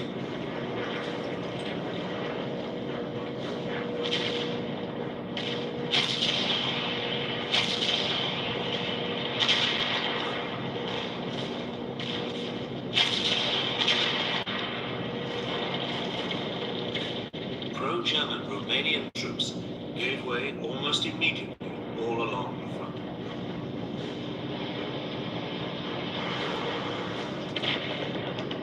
Three days later, large pockets of German troops were surrounded near Kishinev. Hitler issued his standard command: no retreat.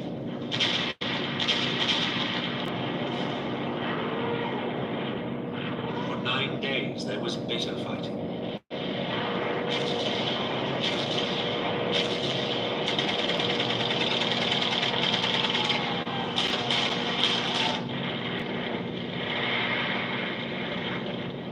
Over 180,000 German troops were killed or taken prisoner.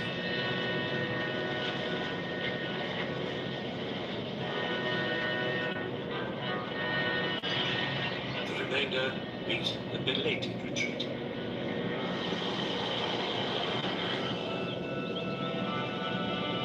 In late August, Romania's pro-German dictator, Marshal Ion Antonescu, was arrested. Romania surrendered.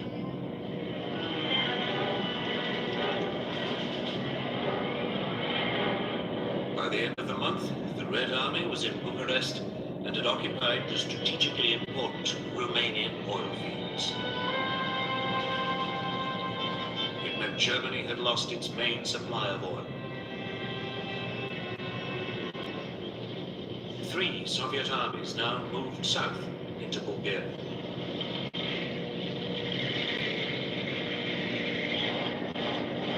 Bulgaria had tried to stay neutral, but it too would soon be swallowed up by the Soviet Empire.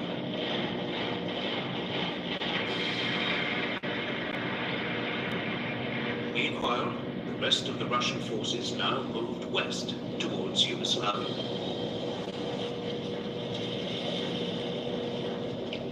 German troops to the south, in Greece, faced being trapped.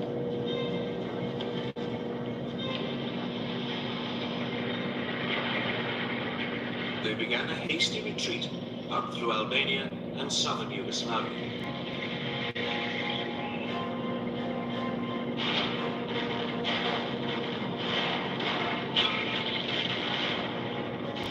They were harried all the way by Albanian and Yugoslav partisans.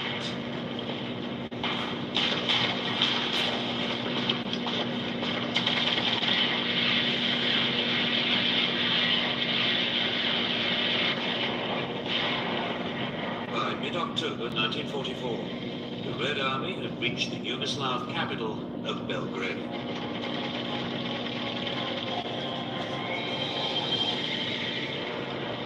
Only now did it begin to swing north and west towards Hungary and then Germany. German reinforcements poured into Hungary to support the pro-Nazi puppet government, but the Red Army ground on.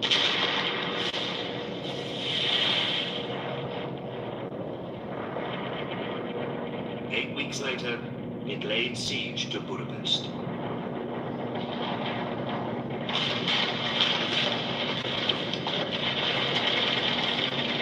The siege lasted over 6 weeks before the German puppet government collapsed.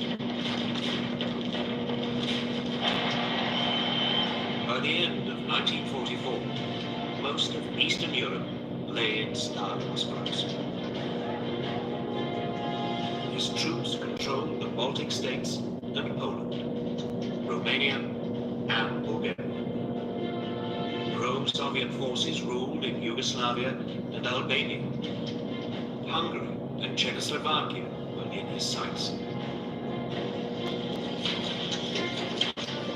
Stalin had successfully laid the foundations for the future Soviet bloc. He could now, at last, move on to Germany. But in the West, Allied forces were also approaching the German border. The race was on to be the first to take the road.